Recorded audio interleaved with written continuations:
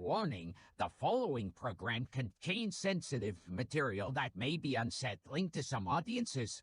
The Pedantic Pedestrians are not responsible for any injuries or paranormal activity that may occur during the viewing of this program, including, and not limited to, whiplash, bipolar disorder, a sprained ankle, or demonic possession. Viewer discretion is advised. Two guns. Do you want to, encourage people to suspect the host? So funny, Shab. When you see people laughing.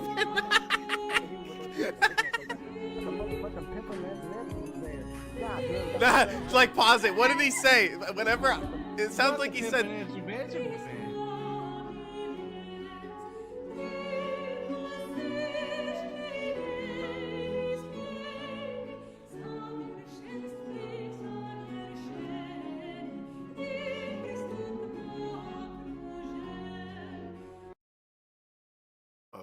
We're live? We're live. We are live. Okay. So we do got a lot to talk about tonight. So apparently Trump is planning on getting rid of PBS and replacing it with PragerU. So, Shab, how much do you watch PragerU? Oh, all the to time. PBS? I love them. Yeah. They teach me a lot about being a bigot. Really good at it now. What do you mean being a bigot? I especially got all of my sexual education from PragerU. Yeah. Well, they seem to like teaching people about socialism and how slavery, the Civil War dangers wasn't of really it. about slavery. You know, Right. true story. The last It's time about freedom, damn it. the last time I sat through an entire PragerU fucking video was in high school, where my high school teacher showed me a PragerU video about the transatlantic slave trade. I Oh, don't remember yeah. any of the stats from it. I'm sure it was based. And what kind of arguments did they make? Oh, this is high school, John. I was high. I don't. Oh, yeah. Who pays attention in high school? Well, let's watch the first video. It's called high school for a reason.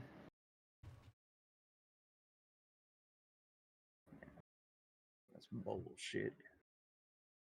That slashed over $1 billion in a spending cut package. Now, I like how they want to replace it with PragerU and PBS, like kids especially, because they have like PragerU kids. It is definitely like not really. It's like kids aren't going to understand the stuff that they're talking about, and you'll see. But PBS Kids is like Sesame Street. It's teaching kids their ABCs. So PragerU is entirely focused around politics.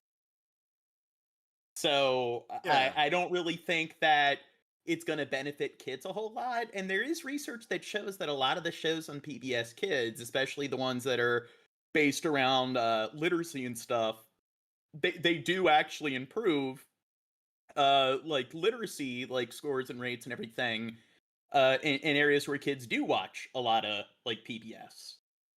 So it's like, let's replace, I don't know, a greater focus in improving literacy amongst youth. And let's replace it with, I guess, a bunch of political propaganda that most kids probably aren't even going to understand. Requested by President Donald Trump. The administration has repeatedly accused NPR and PBS of liberal bias, which the organizations have repeatedly denied. And PragerU is bipartisan, of course. They're going to Yeah. replace it with something that Yeah, is very nothing more moderate. mature than PragerU videos. Now, NPR is known for being one of the most moderate sort of news networks out there, where they'll go over news stories and sort of the most vanilla, sort of utilitarian like manner imaginable. They'll tell you like, hey, there's this vessel that ended up losing fuel here, and then that's pretty much where it ends. And there isn't really a lot of commentary that criticizes either party. But in PBS, I will say they're fairly left-leaning, but I guess I don't know. Do you think that's a bad thing? That they tend to lean more left reality. than right? Yeah, when you look at like reality tends to be left-leaning. And I do like PBS Frontline, their documentaries, I mean, which don't depict Trump in the most favorable manner. I wonder why. I mean, I feel like, you know, besides ABCs and 1-2-3s, shit like Sesame Street, trying to at least instill some kids with some empathy. What is right wing Oh. Sesame Street? What does that instill in kids? What does that teach them? You're literally Well, Hitler, Dirt. I mean, empathy has been declining pretty significantly. I mean, empathy amongst youth has been declining at a rate of 15% per decade. But do you think that's fake news? Do you think all the research from some of the world's leading universities and psychologists is just bullshit? Because, experts, what do they know? Nah, it's all that cocoa melon. and none of Experts that are all Sesame Street. fucking libtards. Radio and television stations, including right here in El Paso. A Florida. Okay, let's... And now for a brief. Well, maybe we should start with some of their PragerU kids, and I wasn't able to save these to playlists because, yeah, they're it's for kids, so you can't save YouTube Kids content to playlists for some reason. Here, they're gonna teach children about Christopher Columbus. Oh, thank God. Like PragerU, but even more horrific because they're indoctrinating kids. Oh, hey, what's up with the face? You look stressed. I'm just doing some research. So, what are some cartoons on PBS Kids? Can you think of any? Because I would guess that they have better animation than this. It's been long enough for me that I wouldn't know, but now that I think about it, what really is the difference between PragerU and PragerU Kids? Because when I watch PragerU, just regular PragerU that's supposed to be for adults, I feel like I'm watching something that's aimed at kindergartners. So what's Right, the I real can't quite tell difference? the difference yet. The animation. You're just not able to comprehend Yeah. just their really esoteric commentary. You're used to all the libtard sources. Was today Oh weird? wait! I realized it. Instead of just beating you over the head with biases, they're trying to make you relate to a child who is stressed out over this kind of thing. That's I what don't it think kids think about this shit. That's Well, supposed to be this a kid is. child version of Dennis Prager in the corner. is. Yes, it is. That's Columbus Day. crazy. Oh, That's God. some weird Yeah, with Benjamin gray Button. hair. That's some weird Benjamin Button shit I'm seeing right here. That, Yeah, I don't it's know- I like don't know how I feel. Progeria, what's his name again? American Day or Dennis Indigenous Peoples Prager. Day? It's weird, right? Yeah, some of the teachers at my school really don't like Christopher Columbus and don't think he should have a holiday, but some do. It's the same. Okay, so I don't know how much the curriculum has changed state by state, but at least in the state of Maryland, when I was younger, they just kind of taught that he discovered America. They didn't even go over any of the sort of divisive elements of his history. So, are they teaching kids more about the darker elements of Christopher Columbus and I mean his practices and everything? Because Whoa. What's so dark about discovering a new world, John? Yeah, and helping New America world. begin. Oh, yeah. Jane. He did us good. well, I'm fairly certain that I don't know. He did kind of. He helped the natives engage on in that island slavery. discover all kinds of new diseases too. Yeah, if you read the Untold History of the United States, or what's another one? Lies My Teacher Told Me. They got a lot of negative things to say about him, but apparently, according to them, teachers are really making Columbus. They're making him out to be quite the malevolent figure. Same with my teachers, and even some kids got into arguments about it today. You finding any good info? Kinda, but it's real mixed. The side against Columbus says he was a really mean guy who spread slavery, disease, and violence to people who would have been better off if he'd never gone to the New World. Okay, so they'll teach you about how disease was spread, but again, they don't make it they don't depict it as if it's his fault. I mean, that's something where it goes without saying that was incidental. It was bound to happen, the spread of disease. I mean, it's tragic. But out of all the things that they criticize colonialism for and Western expansion, that is something where they do kind of acknowledge the fact that that is incidental. They didn't even have any understanding of Yeah, how germ people in theory worked. general weren't very sanitary then too. Ouch. I know, but the side for him says he was a really courageous guy who loved exploring, inspired generations, and spread Christianity and Western civilization to people who really benefited from new ways of thinking and doing things. That sounds really good. I know. What do you think? Wait, that other stuff? That sounds like a bunch of horse shit, Jimmy. But wait, that sounds really good. Let's focus on the good And maybe Google it, Dirt. I want to see, are they teaching kids all of the more negative elements of Columbus? Because, I mean, it's been a while since I was in elementary school or middle school where I would say it's like it was elementary school where they taught you about all the explorers and stuff, mostly in the 4th and 5th grade. And I don't really remember them going into like any negative detail. They actually taught a lot about Jim Crow laws, and they taught kids about the transatlantic slave trade, but they didn't really teach a whole lot about like some of the fucked up shit a lot of the like explorers were at fault for. So despite showing me a PragerU video, my history teacher actually was kind of cool, and I think maybe, again, like I said, I was high a lot. He may have been trying to show us bias by showing us that video. Anyways, that being sounds said, like a cool dude. yeah, he also taught us from a lot of well, I was also in AP US history, so I will say my education on American history was probably not the average experience, especially in the town where I live, where it's a bunch of hick bumfuck gym teachers teaching the fucking history classes. Anyways, yeah, he taught from the people's history of the United States, so he did focus on some of the more negative aspects of everything, actually. So I got that in my class, but I would imagine that most kids aren't. But I would say if there is a smart ass kid like me in another class like that, they would probably ask questions like that. Say, wait, but teacher. You know? So, do you think any 9 or 10-year-old kid would be interested in watching something like this at all? Absolutely not. PBS Kids and so forth is for kids in preschool, kindergarten, early elementary school. And do you think any kids in that age range think about this at all? No. Or give a fuck? So this is like just some propaganda and early age indoctrination. It seems really complicated, but both sides are just giving their opinions. It would be cool to hear from, the source. Oh, they're gonna go meet. They're gonna meet Yeah, Columbus and watch him Columbus. murder people. It's gonna be great. Columbus, don't you? Yeah. Okay, sounds good. I hope he's not mean. I hope he doesn't give us diseases and murder us. Wow. Well, they're traveling back in time, so maybe they'll spread some disease. Yeah. On the Mayflower. Smallpox? I mean, they've wiped out smallpox, but I don't think they've had some smallpox vaccines, so they might get infected with small.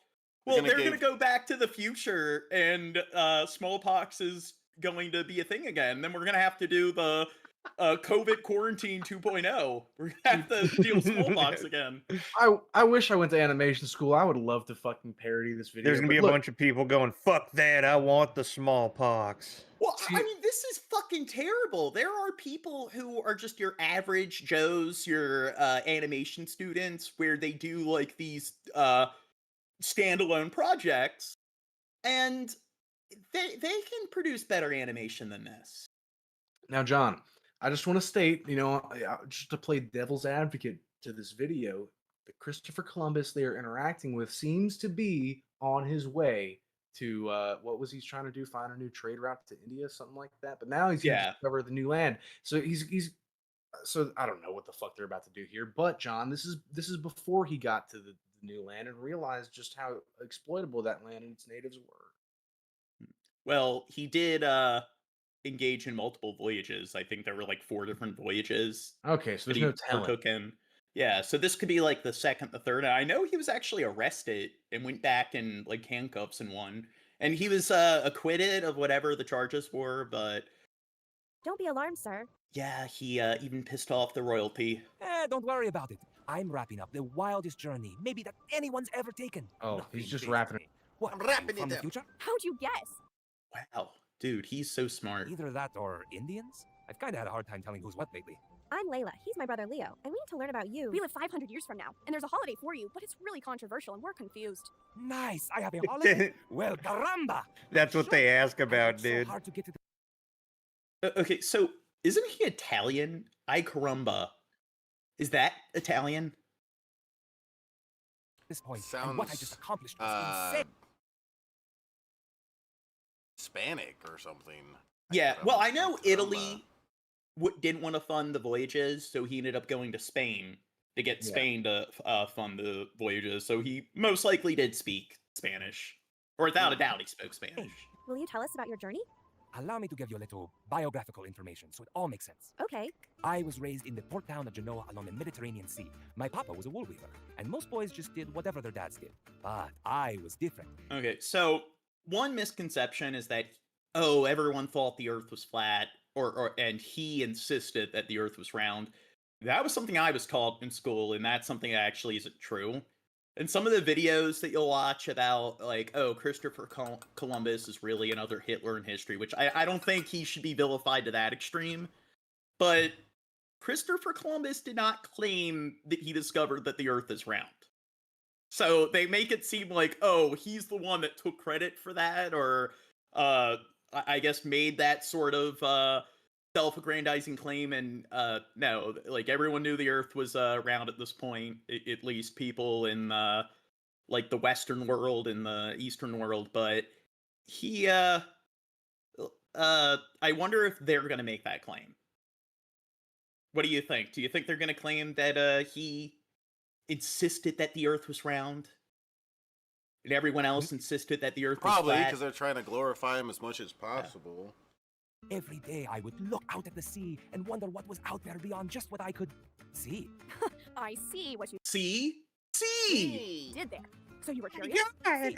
And so as a teenager and a young man, I did everything I could to cure my curious nature. I volunteered for all kinds of crazy sea adventures, and I took my first one at 14. Whoa. Yeah. I tried freebasing heroin when I was 12.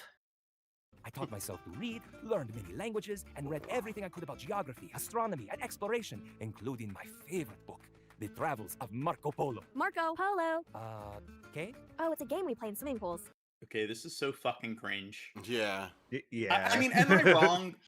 Do you think that Sesame Street was some of their sort of Jim Henson puppet sort of I'd jokes? rather be watching Sesame Street right now, yeah. Yeah, do you think maybe they have more, I get, or less cringe humor or jokes compared to this? It at least makes sense when a Never mind. puppet does it. Never mind. Marco Polo is the greatest explorer who ever lived. In fact, the trade routes he wrote of and Bill Hicks says the Earth is cone-shaped like a boner tent. I support Makes the sense. isosceles triangle Earth theory. why I'm here right now. What do you mean? Well, first, the writings of his amazing journey to the Far East inspired me to be an explorer. But then, 40 years ago, when the Muslims conquered Constantinople and closed... Oh, God. Yeah, because it was just, like, the Middle East and those evil, like, Islamic countries that engaged in All those dirty expansionism. brown countries. Yeah, look how It's mean not- that guy looks. He looks like such a dickhead. And the thing is, they went back and forth between annexing one another. Like, you had the Moors that ended up annexing the Iberian Peninsula, and you had the Ottoman Empire. But then you also had Rome that took over Carthage, and they occupied Egypt for a while. And then you had, after the fall of the Ottoman Empire, like Britain and France divided all of those territories up amongst themselves. So, like, this is where acting like, oh yeah, it's just these Islamic societies that engaged in expansionism. I think maybe they're being a bit biased here and a bit selective. down the Silk Road, they made... And the Ottoman Empire rose because of this thing known as the Crusades. And I'm pretty sure, wasn't it the Europeans, like the Catholic Church, divine will theory? God wills it. If God didn't want us to expand to the East and take back the Holy Land, then God wouldn't allow us to do it. So, I mean, the Crusades, I wouldn't necessarily say that it was the Islamic territories that were expanding westward. It was the Western Catholic nations that were expanding eastward. And then all those disputes resulted in the rise of the Ottoman Empire, which cut off trade between the East and the West. So it's not like, oh yeah, they were just completely unprovoked when they annexed the Balkans. Made it impossible to get by land from Europe to Asia, and that opened up the desire and opportunity to figure out a path by the sea. What was so important about getting I from... believe the Crusades, they started around the end of the, was it the 9th century? Or no, the 11th century. And then they ended in like it was 1295, I think. So in the 13th century. Europe to Asia? Leo, we want to trade. They have so much cool stuff in places like India, China, and the Spice Islands. Let me guess. Spices. Smarty pants. If you tried our Middle Ages European food, you would know how much we need those spices. So you wanted to get spices from Asia? Do you think they needed them? Nah, I think this is liberal propaganda bullshit, what he just said there. It was a matter of life and death. We should be making everything in America, okay? I don't know about this getting spices from other brown people or nothing like that. We can make spices right here in America, okay? We don't need none of that trading stuff. Well, they got spices for themselves in territories that they took over, so they were getting them from their own territories, but they were kind of exploiting the people in those territories. But I guess that's libtard propaganda. A lot of money? No, I wanted to explore the world and see things that nobody where I'm from had ever seen before. But I didn't have enough money for a crazy sea adventure, so I had to get a sponsor. I needed to convince a really rich person to pay for my trips. Ah, so you had to be persuasive and tell somebody that paying for your trip would make them even more money. You get to explore, and they get spices and stuff from Asia to sell and make a profit. Correcto. So since the Muslims had cut off all the land trade routes to Asia, and we Europeans still wanted Asian things, Okay, Crusades, 1095 to 1295.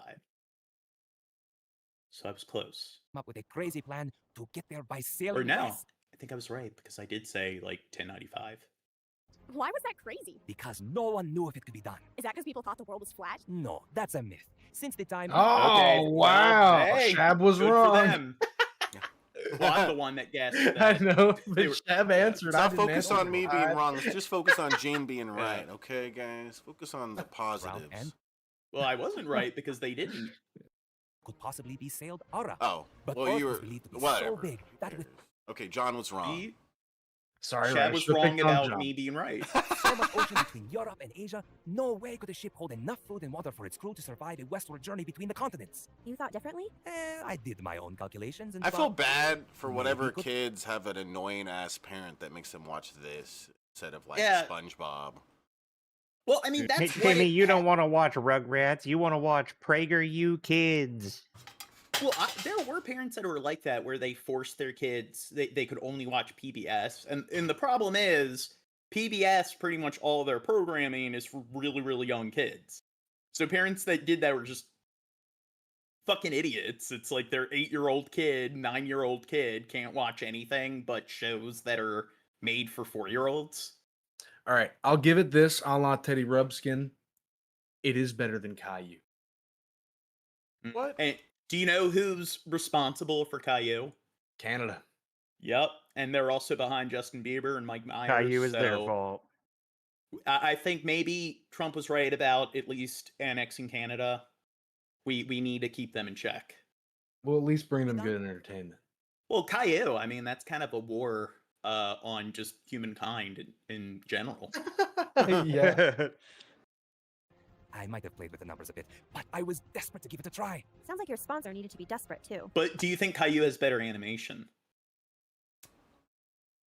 Probably. Yes, yes. Yeah, take your time responding. I first as the king of Portugal. This is very but his simple advisor told me my plan animation would that you never can work. buy Yeah. programs for that like you control like, oh, the arm goes like that. It goes like this. Goes like his like it's Well, we're once to the it's point where AI could easily do this. that too, but like animation like this is really simple. It's not somebody drawing things over and over again. It's you draw out the layout and then you choose which way the puppet moves. I'm sure that's what they use for this, I would think. Then I tried Spain, and they said no too. But after 6 years of bugging their king and queen, Ferdinand and Isabella, I finally got them to agree to pay for my voyage west out to the great unknown. It took 6 years? Why did they finally give in? Only they can know for sure. But it's probably no coincidence that after hundreds of years of fighting to kick the Muslim invaders out of their country in what was known as the... Why? Okay, So look, again, they're I talking felt- about. So we need to get rid of PBS because of their liberal bias. Do you think? I don't know. Do you think they're a bit biased here? I'm just wondering, like, why? Like, I came here to learn about Columbus. Why are we going all the way back to Constantinople and the La Reconquista? Holy fuck! Yeah, and again, the evil like Muslims taking over, like all these European countries. Didn't Well, Europe take over pretty much the entire fucking globe? now that I'm thinking about it, the evil Muslims taking over Europe explains why the evil Europeans had to take over the Yeah, they had to Yeah, infiltrate justifies them it. from No, behind. it's not Yeah. evil when we do it, okay? It puts it in Yeah. context. It's good. There's a when lot we of do bad it. stuff going on right now. Well, I mean, don't you think they really helped Africa out with the transatlantic slave trade and the East Indian slave trade? And do you think they really helped China out with like the opium wars and smuggling opium into the country to get all of their citizens addicted so they could reign supreme in that region? Reconquista, the Spanish monarchs sent me on a mission to find new trade routes and maybe even find gold and riches. So Spain was broke and needed money. They were desperate. You said it, not me. But Ferdinand and Isabella took a wild chance on my crazy idea. And here we are.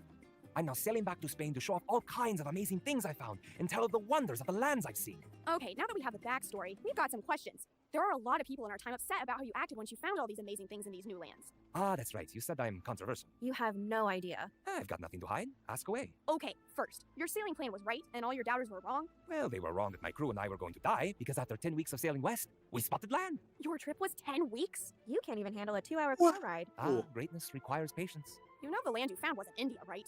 Really? Caramba! I think he was aware of that after their initial voyage. Oh no, caramba, he's saying. A little off, but my calculations suggested I had reached... I mean, if this is the third voyage, they found out very quickly that, yeah, they discovered a completely different continental region. India, or at least the Far East. So what happened when you met the native people, who obviously discovered the land before you did? The Indians? Well, they had brown skin, like those intruders from the east. The first people we met were great. The Taino.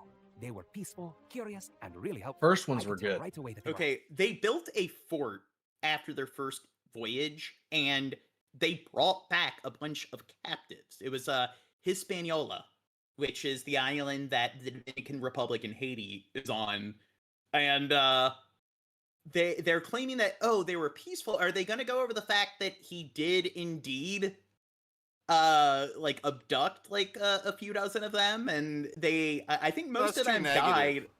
That's too Oh, negative. yeah. Let's no, the kids don't need to learn that. They even were able to quickly mimic everything we said to them. I ordered my men to treat them well. I'm sorry, Mr. Columbus, but I heard at school that you spoiled paradise and you brought slavery and murder to peaceful people. Leo? Sorry, it's what I read and heard at school. God, don't be rude. Caramba! Those are some accusations.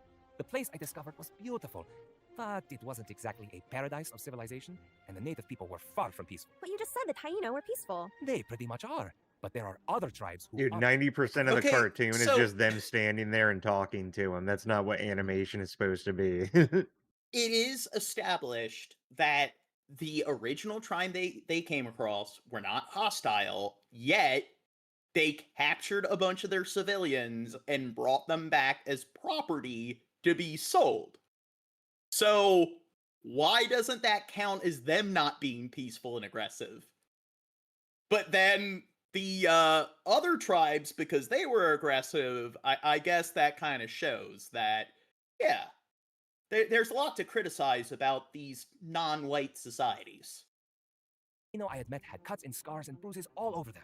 I asked why, and they told me about the Caribs, who are vicious, warring cannibals. Cannibals? Like they Eat people, see, Whoa. right? Hey, all the things that are bad in the world I come from, jealousy, lying, murder, war... What's wrong it with all exists cannibalism? in the land. I don't know. I don't see the problem. As long as people agree to it. You guys can eat me. I don't care. Doesn't TJ Kirk, isn't that like one of the things he gets off on? I don't know about gets off on, but I think he's made the same argument I'm making because it's kind of true. Wait, what? What's wrong with cannibalism? If somebody's being forced to do it, yeah. Why is cannibalism inherently bad? I do believe that TJ wants to be the one getting eaten. Yeah. Oh, and I want to I want to eat him. I want his foot. What is it? Vor? Is that what the kink is called? In Europe, we draw the line at things like eating people and human sacrifice. Some of the native folks from where I just left do those things regularly. So, these people in your time who think it was a peaceful paradise Dude, are misinformed. This cartoon has Christopher Columbus talking to kids about cannibalism and human sacrifice. Let's just appreciate that. And I mean, two wrongs don't make a right, so even if some of those societies engaged in practices that you could criticize, it still doesn't change the fact that, hey, we shouldn't depict somebody like Christopher Columbus like he's some superhero. I mean, I do think when you go over the history, you do got to consider the sort of culture, the ethics of the time. But I think you can also look at the fact that, you know what, humanity is flawed. And when you look at just all societies in general, the sort of Western exceptionalism is just people being fucking stupid and not being able to see any sort of nuance. Because, again, they did, on their initial voyage, they did engage in slights against the people by actually capturing them. So, when it comes to which particular, I guess, society or group of people engaged in crimes or violations towards the other first, it was the Spanish, voyagers.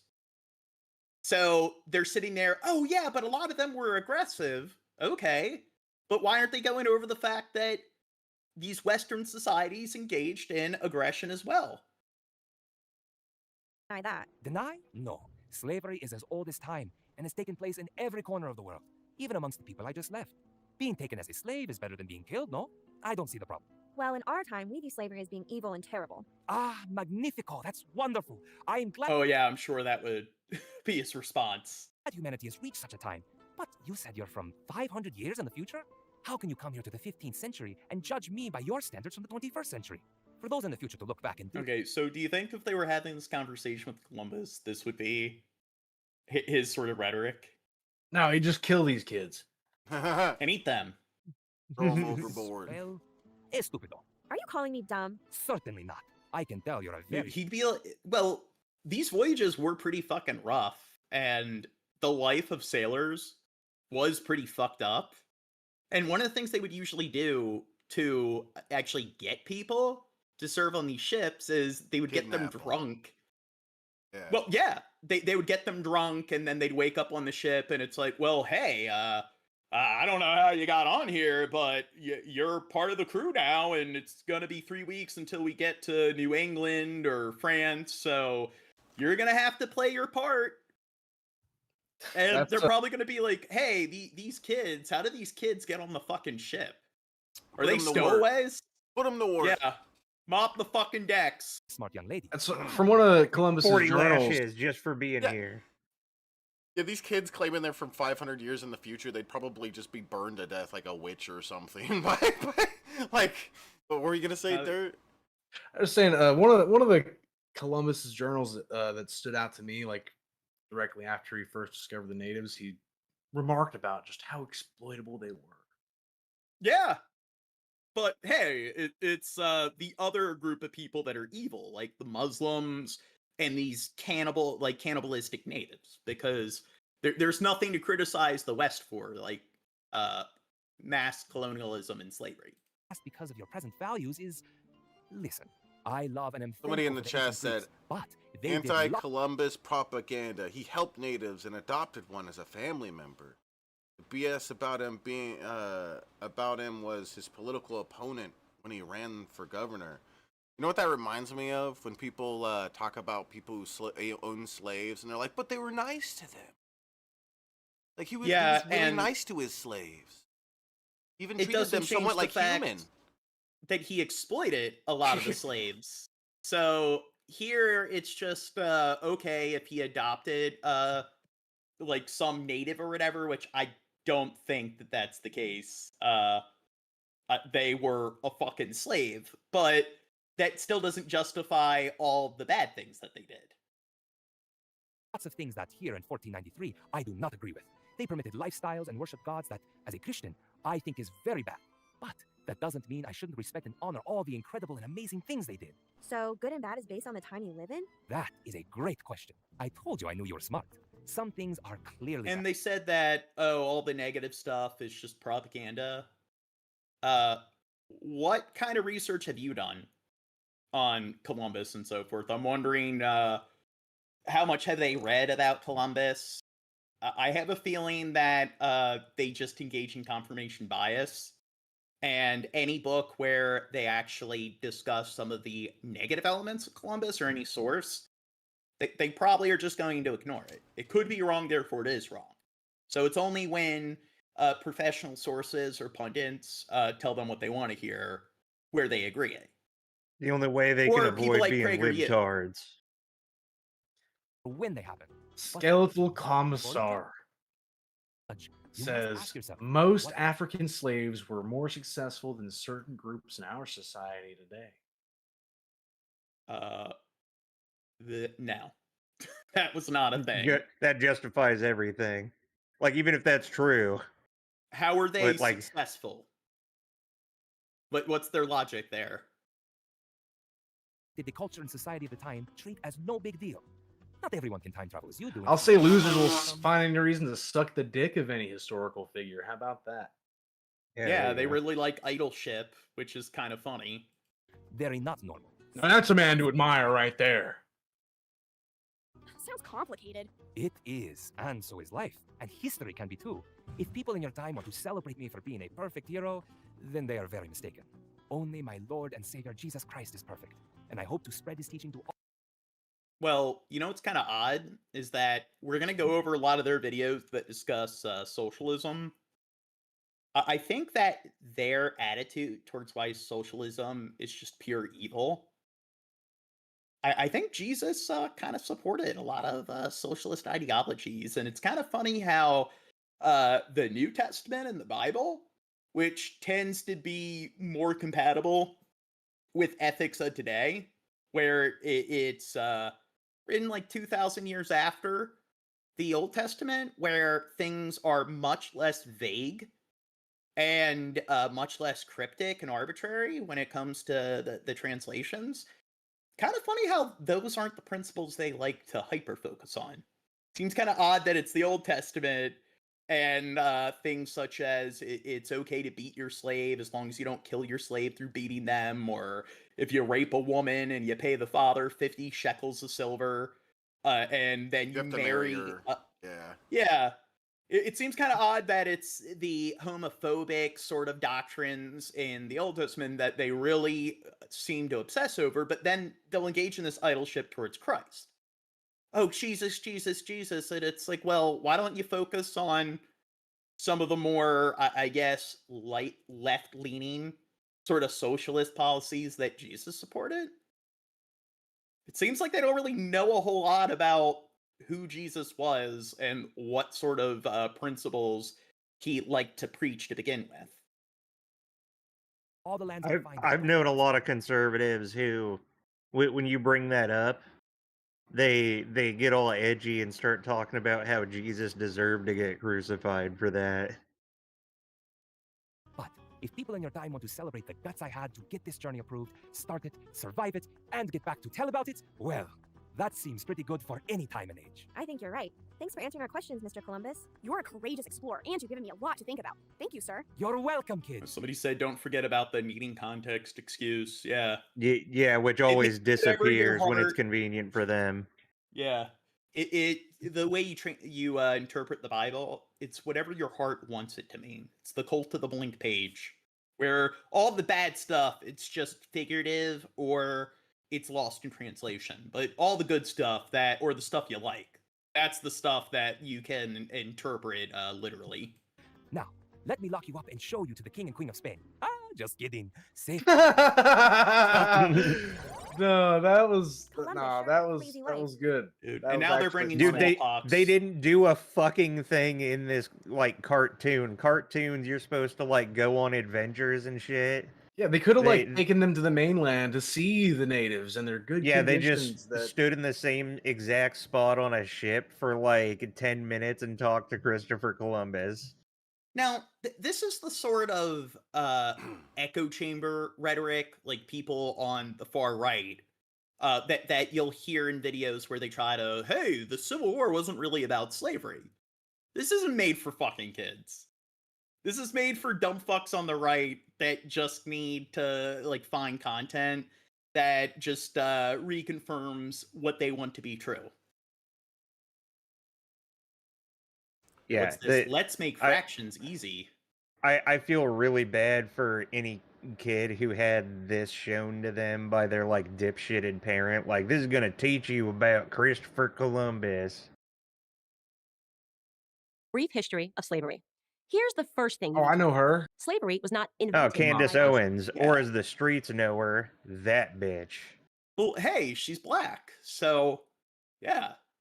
For some reason, people on the far right, they really like your sort of Uncle Toms that come out and support Whoa. their sort of rhetoric. Might want to be careful there, People. Timmy. It did not- Gene. Timmy. Gene. A little more careful. All right, You just go got on. demoted to Timmy, dude. March No. 1619. I mean, listen. Yeah. I would like to hear this African American woman defend to me the transatlantic slave trade. Do you think there's some internalized racism? Well, I don't know what that has to do I'm with. sure there will be. The first slaves came to Jamestown. It existed before then. It did not start in 1492 when Columbus discovered the New World. In fact, when the intrepid explorer landed in the Bahamas, the native Taino tribe hoped that he would help them defeat their aggressive neighbors, the Caribs. The Caribs enslaved the Taino and, on occasion, served them for dinner. Slavery existed in Africa, Asia, and the Middle East. But they also enslaved the more like the peaceful tribe, and plus they're contradicting what was preached in the last video.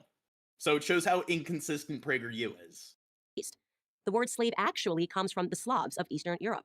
Millions of them, all white by the way, were captured and enslaved. Oh, so they're going over like what is it, the etymology or etymology?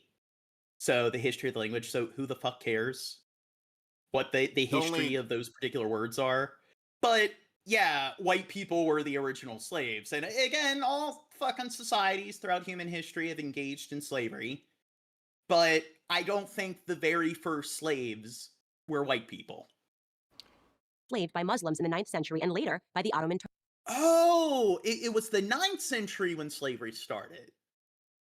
Yeah, I thought slavery kind of started before Bronze Age societies were even a thing. I'm fairly certain that hunter-gatherer tribes. He did say Yeah. slavery has existed as long as time has existed. John. I'm willing to bet that it existed before like well-recorded history. Yeah. Listen. Yeah. Turks. That's where you're getting ahead of Existed- yourself, John. There's no such thing as a Homo sapien, okay? That's not created in God's perfect image, okay? So that's Well, here's the that, thing. that doesn't exist, okay? Homo sapiens sapiens. We know that they've participated in slavery. What do you think of like Homo habilis? Do you Homo think erectus? there's other Homo sapien like species that also engaged in slavery before we did? No, they don't exist, John. That's a lie from Satan to make you make excuses like this for people who Don't they have wanna like talk shit about fossils of slavery. these other Homo species? These commentators are Yeah. ridiculous. They're taking words out of her mouth that were never said. What do you mean? So you're accusing us of some kind of straw man, so where is it? When the Roman Empire controlled the Mediterranean and most of Europe from the 1st through the 5th centuries. Slavery existed when Alexander the Great conquered Persia in the 4th century BC. It was so common that Aristotle simply considered it natural. The slave master model was just how the world operated in the great philosopher's day. Slavery existed during the time of the ancient Egyptians 5,000 Okay, well, here we go. So I guess the original context that we took where, oh yeah, it started in the 4th century. I guess, but I mean, didn't she word it in that manner? years ago. She said the first slaves. As far back as we can go in human history, we find slavery. As renowned historian John Steele Gordon notes from time immemorial, slavery... Okay, so here's the thing. It's not, like there are people that will sort of ignore the fact that all societies did engage in slavery. And they will engage in racist rhetoric where, oh, white people had slaves.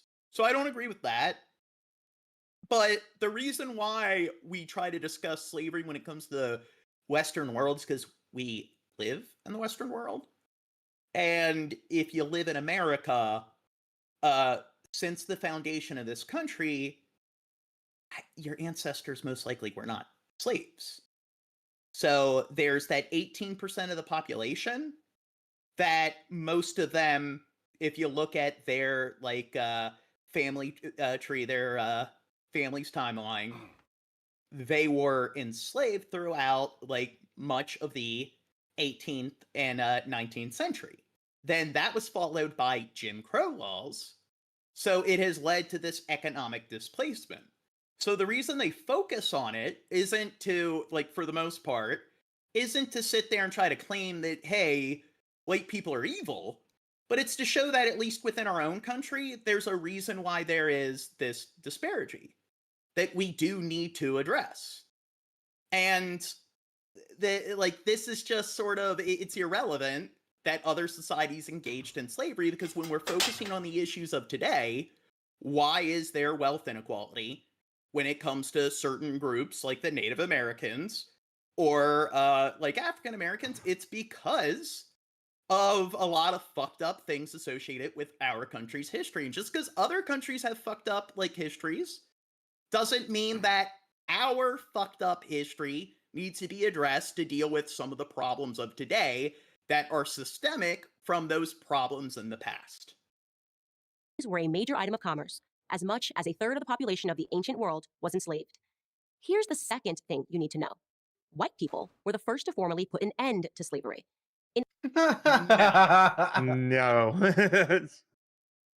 1833, Britain was the first country in the history of the world. And the thing is, there were societies that had slaves and there were societies that didn't have slaves.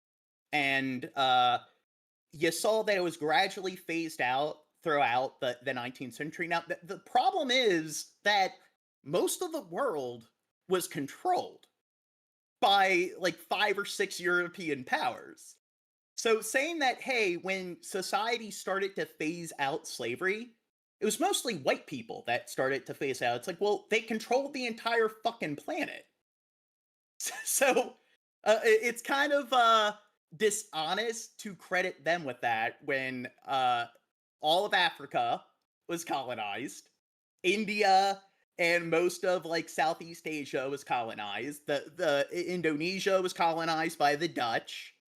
And the thing is, it wasn't until even in the 20th century, there were still colonies that had slaves, in Belgium, in the Democratic Republic of Congo, when you had the King Leopold II and the Congo Free State.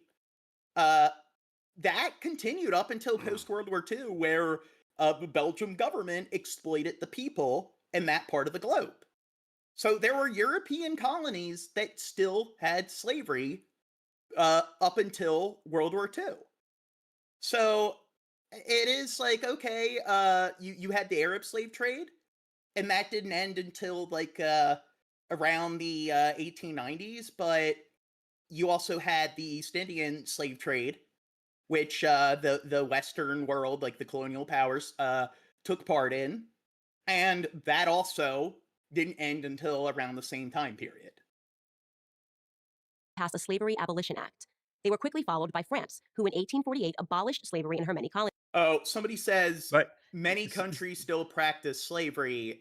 Yeah, but it's technically illegal in America.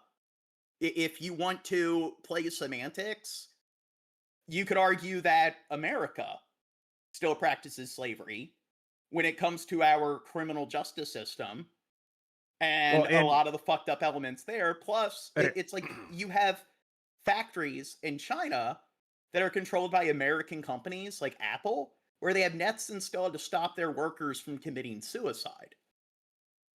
So this is where it is happening in a unofficial manner, and it's not something that any of the world's governments on paper like legally support. But if you are going to claim that, okay, we're talking about black market sort of slavery, if you're going to extend the definition there, then America is also at fault. But go ahead. Well, it's another thing.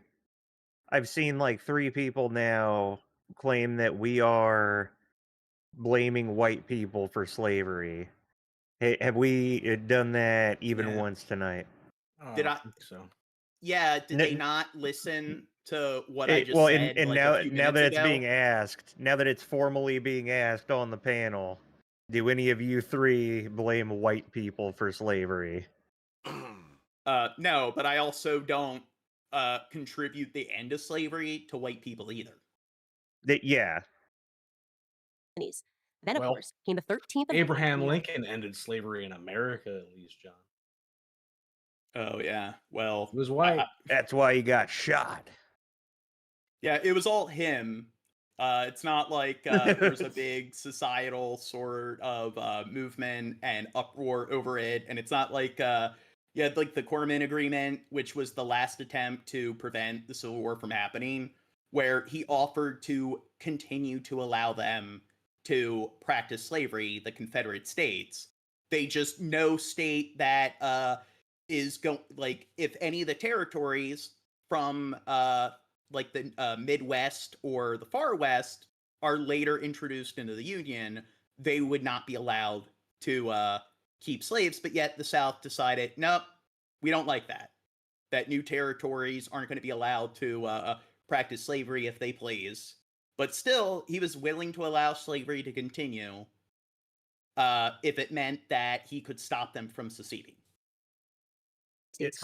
Skeletal Commissar in the chat asks, who ended slavery, though?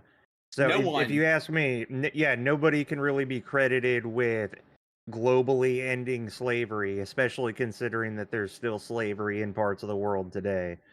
But like the closest you could really get is, giving credit to those who set precedents in certain regions of the world. That's really it. And it was something where I would say that it was around the like post-Napoleonic War, so around like 1820, where you really start to see discussions about, hey, slavery should be abolished. But it was something where it took over a century for it to be phased out. So it was something where not just the Western world, but societies across the globe overall started to gradually phase it out throughout the 20th century. So there is no one person or one society that you can contribute to the like abolishment of slavery. So, John, how do you feel about this statement? Republicans ended slavery. Democrats fought to keep it. And there's zero proof there's a switch. Wait, they said there's proof that there isn't a switch? No, they said there's zero proof that there was. Okay, look at a map of all of the right-leaning states today, the states that vote red, and then look at a map of the Democrat states prior to the Civil War. So why is it all the southern states that are very Republican today, and then it's all the southern states that were very Democrat back then? And things change, and plus, you're playing the political football game where I don't give a fuck about whether like somebody is Democrat or Republican. I hate the Democrat Party. I think both parties fucking suck. So it's just that we could go on all night about that, actually. Yeah, and the thing is, look at the politics back then. It doesn't change the fact that the Republican Party back then was more left-leaning. And then they gradually start to shift more to the right, and vice versa with the Democrat Party, gradually start to shift more to the left. And in the end, the Democrat Party is more left-leaning today than the Republican Party. So maybe we should focus on the actual policies that the different parties supported in different time periods. But how come if you look at all of the blue states today, they were all union states back then? But it's kind of odd how they never have an argument to refute that. Now they're spamming in the chat, John. Show proof of the switch. I just explained it. No, you got to show it. And the thing is, we're talking about something that there's nuance there. It's not something where it just happened overnight. So that shows that you don't know how to think critically. It's like, hey, which person can you actually give the credit to for abolishing slavery? It again shows that you don't know how to think critically, because things can happen gradually. Things don't always happen overnight. You can't always contribute something to one specific date or one specific day in history. But hey, it's almost like, again, they don't know how to think critically or dynamically at all. They only think one-dimensionally. Centuries of human slavery. White men led the world in putting. Also, I just want to say it's stupid that the people in the chat, if they hear us say something bad about Trump, they assume we must be Democrats. If they hear us say something bad about Obama or Biden, we must be Republicans. It's stupid. It's just a political football game. It's silly shit. It's a false dichotomy. Neither are the right answer. You can say the sky is purple if you want, but you're retarded for doing so. The 300,000 Union soldiers, overwhelmingly white, who died during the Civil War. Now, am I saying that this makes white people better than anyone else? Of course not. My purpose here is to simply tell the truth, and the truth is that human history is complicated. No one, regardless of... Oh, well, it doesn't seem like a lot of the people on the right, especially the Trump tards in the chat, are aware of this thing known as complexity. ...stands guiltless. Yet today we are never told to consider the murderous Persian Empire or the cannibalism of indigenous tribes of North and South America or the heinous actions under the imperialistic Muslim, Chinese, Mongol, or... Okay, so I'm fairly certain if you take a history class, it does go over the sort of fucked up elements in each society. So I don't know where they're getting this from. And the thing is, when I was in school, in high school, they had a very sort of bipartisan approach to discussing different parts of history, where they would kind of go over the fact that, hey, these leaders engaged in expansionism and did some fucked up things, but they didn't really teach that one group kind of was more at fault than other groups in certain areas. They had a very dry, very utilitarian way of discussing it. So I don't know if things are different now, but it's just, this is a delusion that they have that, oh yeah, it's they're brainwashing kids to believe that it's just the West that has engaged in these sort of atrocities. All right, so that's a perfect segue to this statement, John. Unlike you, retard, the right understand complexity. We actually learn from history and don't try to turn the U.S. into World War II Germany, like the left wants to. Of course. So what are some of the World War II-esque sort of Nazi Germany practices that you see people on the left supporting? Forced inoculations. Yeah. By the way, those still wondering... if you just say 2 + 2 equals yellow, I guess it equals yellow. So I'm sure those these people still are wondering about the party switch thing should check out the link that I put in the chat. Oh, Colombia? Propaganda. Instead, we're told that slavery is a white phenomenon. And like all persistent lies, this lie spawns a bunch of other lies. Now, it's funny because I don't think that. I've never once stated that. But for some reason, we're watching this video and a lot of people think that's what I think. Yeah, again, where the fuck are they getting this from? Because I think most people are aware that pretty much all of human history is fucked up across the globe, and especially wherever there's expansionism. So they're pointing to, hey, there were slaves that engaged, or there were tribes that engaged in things like cannibalism and so forth. And I would say that certain tribes in all continental regions were more benevolent than others.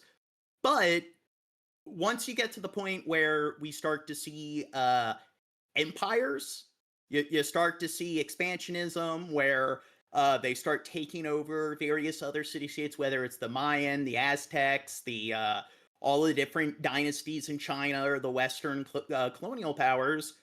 You start to see these you see this common theme of slavery and torture and genocide. Human history is fucked up, and I think that it's common knowledge that in ancient Egypt and all the ancient societies, they had slaves. So where are they getting this from, that people believe that, oh, it's only the West or only white people that have slaves? Who's making this fucking argument? Yeah, none of us are, at the very least. So if you Whatever, know we're somebody who traitors. is, get mad at them. No name. That is not 100% facts. You are just being a schizoid.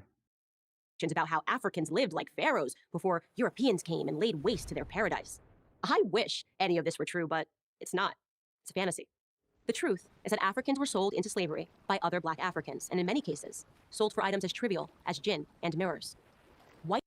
Well, somebody says it's because in schools, slavery as a subject's not taught, human history. Okay, so again, they do teach kids that slavery existed in ancient Egypt and different parts of the globe. They don't spend as much time on it, and they spend more time discussing slavery in America because we live in America. So it makes sense in a U.S. history class, they're going to focus on slavery within the United States. But they don't teach kids that America, at least, again, when I was in school, that America is the only country that had slaves. They make it very clear, like, if you take a world history class, that slavery existed in any empire that you talk about. I was taught that the Aztecs had slaves. They do kind of discuss it more briefly because, there's a lot to go over when you discuss world history. You're going over the span of 4,000 or 5,000 years worth of events that took place. So it's kind of hard to spend a long time on just one specific thing like slavery. But when it comes to the United States, the reason why they spend a lot of time discussing it is because it has played a significant part in our country's history. And I mean, we're a very young country. So, and I mean, the Civil War, that's the war where more Americans died in that war than any other war in human history. And yes, the Civil War was about slavery. So, I mean, if you're discussing U.S. history, it makes sense that you're not talking about Argentina or the Qin dynasty. Whites didn't go into the interior and round up the natives. They waited on the coast for their black partners to bring them black bodies. The stark reality is that our lives had very little value to our ancestors. Here's the third thing you need to know. If you think slavery is a relic of the past, you're wrong. There are some 700,000 slaves in Africa today, right now. Sorry, that's the lowest estimate that I can find. I just the amount of interpretation going on in this chat is mind-boggling. So, and people that sit here and put videos of this fucking weird ass black girl, it shows you guys are the fucking neo-Nazis. Do you not know who the black girl is? Sorrow, maybe you need to. No, they don't care about politics. They just want to call us neo-Nazis. What? You don't have a clue who that is. Are you listening? Are you paying attention? Or are you just They're still more racist towards Candace Owens than people who disagree with her are. We're watching Candace Owens and criticizing what she says, and we're neo-Nazis. And she's a very right-wing politician or political commentator. Other sources say there are many doesn't more. really line up. For context, that's almost twice as many slaves as were ever brought to the United States. Child soldiers, human trafficking, forced labor. These are the conditions that currently exist within the same sub-Saharan region where the transatlantic slave trade originated. African bodies Well, are damn, being good thing we're focused on like dudes going in the girls' bathrooms and shit like that instead of all of this that she was just going on about. Huge amount of slavery is still existing. Now, plus, if you look at this region to like the Western like African region, these are your African Frank countries. So maybe you should look into the history of like post colonial Africa, and you should look into all the particular coups and assassinations that France has supported. So it's something where if the African Frank wasn't a thing, France would be like 26, 27 in terms of like their economy, and they're ranked like number 8. It might even be higher than that. Why? Because even today, there's still this neo-colonialism with France. So they're talking about how, oh, there's all this slavery in these regions. Well, France does support a lot of leaders that are some of the big names responsible for all the slavery. Plus, you look at Central Africa and the Democratic Republic of Congo. Maybe you should look into the Congolese genocide and look into Belgium and just how fucked up that was. And you'll see why it's one of the most unstable parts or one of the most unstable countries on the fucking planet. And then South Africa, I don't know, there's this thing called apartheid. So it's just maybe a lot of the instability that leads to a lot of the human trafficking in these regions. You can contribute, not all of it, but contribute a decent amount of the blame to these Western countries and Western governments that have encroached in that region. And usually where there's instability, you see things like human trafficking and a lot of other human rights violations start to really pile up. And I don't know, why do you think these regions have a lot of instability? I don't think that you can just blame the non-white leaders in these regions. I think that there are some other white societies and white leaders that played a role as well. Sub-Saharan region where the transatlantic slave trade originated. African bodies are being sold today like they were sold then, and no, they are not being purchased by any country of white men. In fact, slavery, by any traditional definition, is exclusively practiced today within non-white countries. But we hear almost nothing about that. Just like we hear nothing about how slavery was universal until good... Okay, so you have lots of Western corporations that exploit cheap labor in other countries across the globe. So a lot of tech companies, when it comes to your sort of silicon-based technology, so microchips, a lot of very important metals that go into producing those chips, like cobalt, the vast majority of it comes from Central Africa. And there are Western corporations that are directly involved in exploiting fucking child labor to have their products made. So I guess all of that is just some fucking conspiracy. So it might not be practiced on American soil, but there are white aristocrats that do play a part in making sure that these sort of practices continue in other parts of the globe. And again, it's not just white people that you can blame. There's plenty of leaders of all races and all ethnicities that play a part in sort of perpetuating these sort of disgusting practices. But it's really, if you want a group to blame, it's the 1%.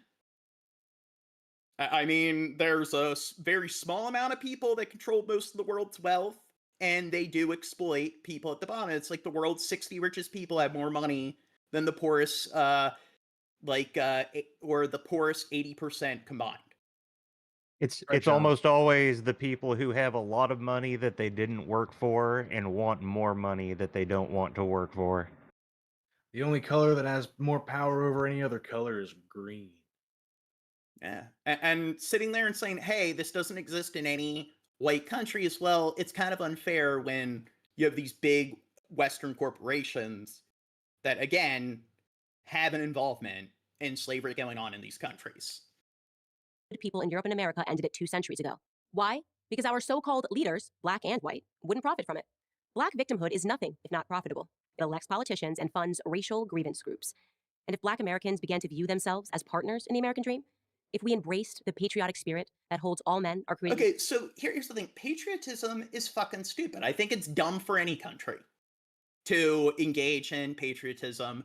We all share the same fucking planet. And what happens in one country affects all countries. We have a global economy. So my thing is, it's like, you know what? It's best for the United States and it's best for all fucking countries on the planet to try to engage in diplomacy and to get along with their neighbors. So I do think the sort of, hey, let's engage in this sort of and it's similar to political football. It's this stupid, like, hey, this happens to be the country I'm born into. So we have to go out of our way to try to build up the status of our country, not in terms of actual practice, but in terms of, like, its image. We need to obsess over our nation being number one. And it's like, well, we should be trying to build the, like, and we should be trying to increase the stability and the development of the globe as a whole, instead of just focusing on our country individually. And that's like, this is just childish bullshit. John, we have a vested interest in being way better than those other losers. Well, that's the thing. That's like the in-group, out-group bias, and that's what patriotism supports.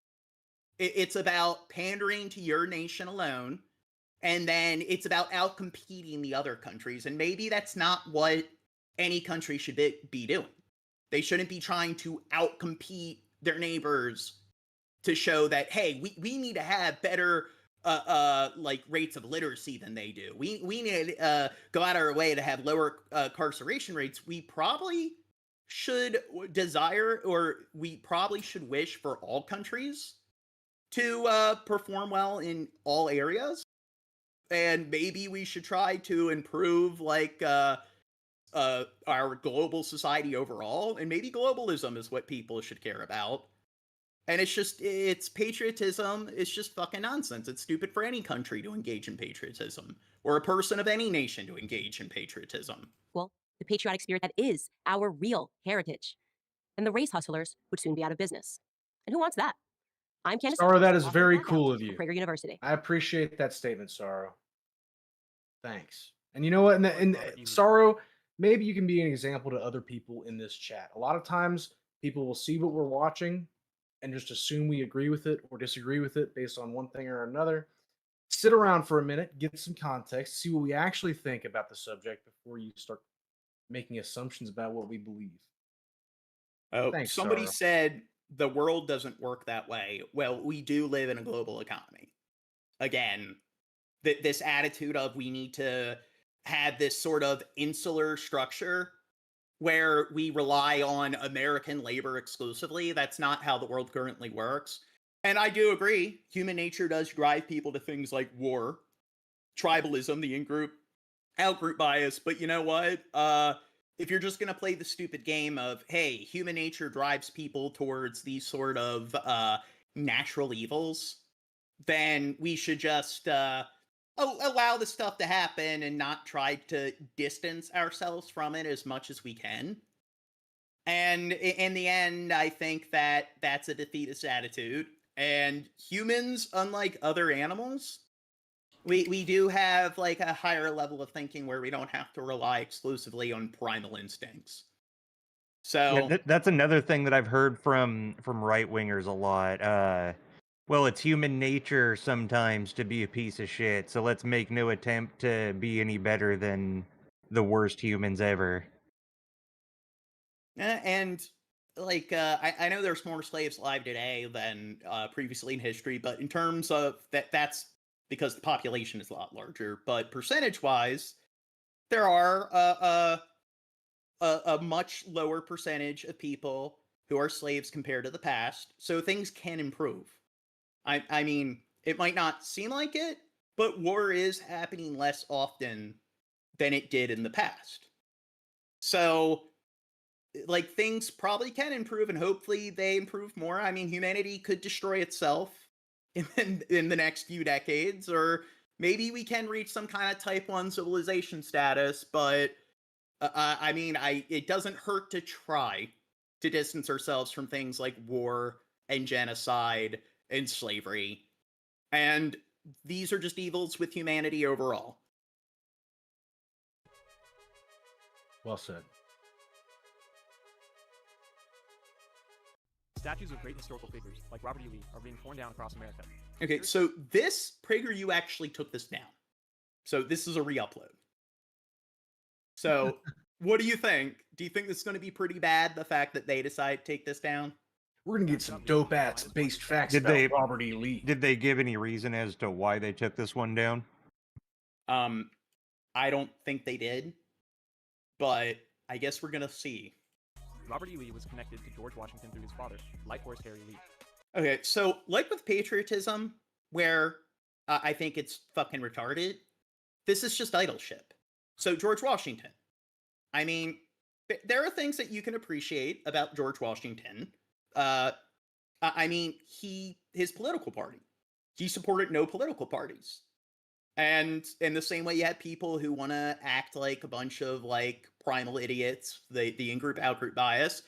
He believed that everyone should represent their own political views, and that a party system just divides people. And it leads to nothing but that sort of in-group, out-group bias. So you can appreciate that, but there was also a lot of fucked up stuff that George Washington did. So, like any fucking human being, he's not fucking perfect. So I think it's stupid when people take historical figures and like to engage in this sort of idolship. And the thing is, why, like, what does that have to do with, Robert E. Lee? Who the fuck cares that he was related to George Washington? That has nothing to do with what he did as a person. Washington's cavalry commander, and his wife, Martha Washington's great-granddaughter. Lee's home at Arlington House was just 10 miles from Washington's Mount Vernon. Today, it is the site of Arlington National Cemetery. Dude, the volume here is pretty low. After 30 years of military service, Lee led U.S. Marines to crush the attempted slave rebellion by radical... Okay, so that's something he should be praised for? That he crushed a slave rebellion? Yeah, that's dope. That's fucking base, dude.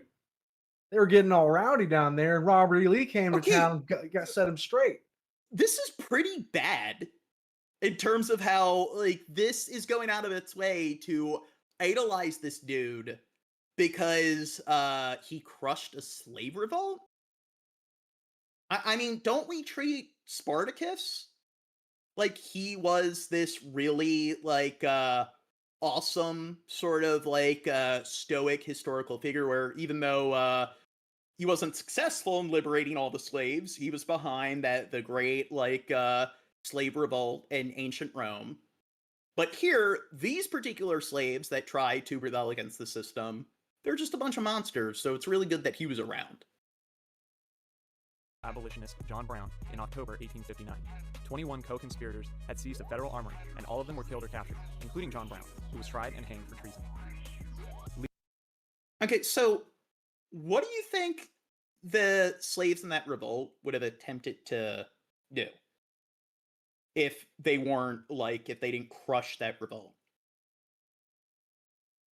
Because I have a feeling that they most likely would have tried to flee the country. Maybe, but wasn't John Brown the one going around chopping people's head off with a sword, or is that a different guy? I don't think so. There was another guy. I mean, that's what they tried to, like, Spartacus tried to do. They tried to, the Salatian pirates? They tried to negotiate with them so they would actually, like, escort them out of, like, Italy. But then the pirates kind of betrayed them and decided to turn them in. Yeah, it was called the Potawatomi Massacre. That's when John Brown hacked a bunch of people to death with broadswords. I mean, it's a rebellion. What are you gonna do? I mean, it's based just like it was when Robert E. Lee came down there and just based. And this is the kind of thing where, okay, that's fucked up. It's bad that happened, and it's like it makes sense why, okay, they wouldn't allow it to continue, but it's also a tragic scenario where it's also really bad that they were fucking slaves. So this shouldn't be treated as if, like, hey, this is a wonderful thing to contribute to Robert E. Lee. A moral and political evil in any country, but considered it a greater evil to the white man than to the black race, since black... Slavery is a greater evil to the white man than the black race. ...are immeasurably better off here than in Africa. No. And yeah, here's the thing. It depends. So people make the argument that, well, they were already slaves. Now, they did have more rights as slaves in Africa than in America. And much of the slave trade, I mean, it's supply and demand. Once the transatlantic slave trade happened, human trafficking definitely skyrocketed in Africa, even though there were African societies that also directly participated in it, like you had the Mali Empire. But in the end, it's a case-by-case basis. I would say that in most cases, they were not better off being slaves in America. I mean, definitely when it comes to the kind of punishment and discipline we engaged in, it was definitely more horrific than the kind of discipline they engaged in Africa. And it's just, even if they were already slaves, which that's the argument people on the right will make, it's like we bought them as slaves and then we treated them as slaves. So they went from slaves to slaves. I don't think that's the best sort of upgrade. Opposing secession, Lee foresaw no greater calamity for the country than a dissolution of the Union. But when Virginia seceded in a close vote, Lee resigned his commission, despite offers to command Union... And here's the thing. So, remember when we talked about Fort Sumter? Or Camp Sumter? Sorry, I need to take a moment to agree with Marilyn Malkovich in the chat. I can think of no one more qualified to discuss this than three pasty-ass crackers. Thank you. Me neither. I had that same observation as well, but I kept it to myself. Derek, do you remember when we discussed Camp Sumter? It rings a bell. So when we did the world's worst prisons... Yeah, that was a real bad one. So, yeah, it was designed to hold, like, 10,000 inmates, and it ended up holding around 50,000 inmates. And it is one of the first cases where people have been held accountable for war crimes. And it was something where the latrine that the soldiers used went directly into the creek that flowed through the camp that was supposed to act as their drinking water. Yep.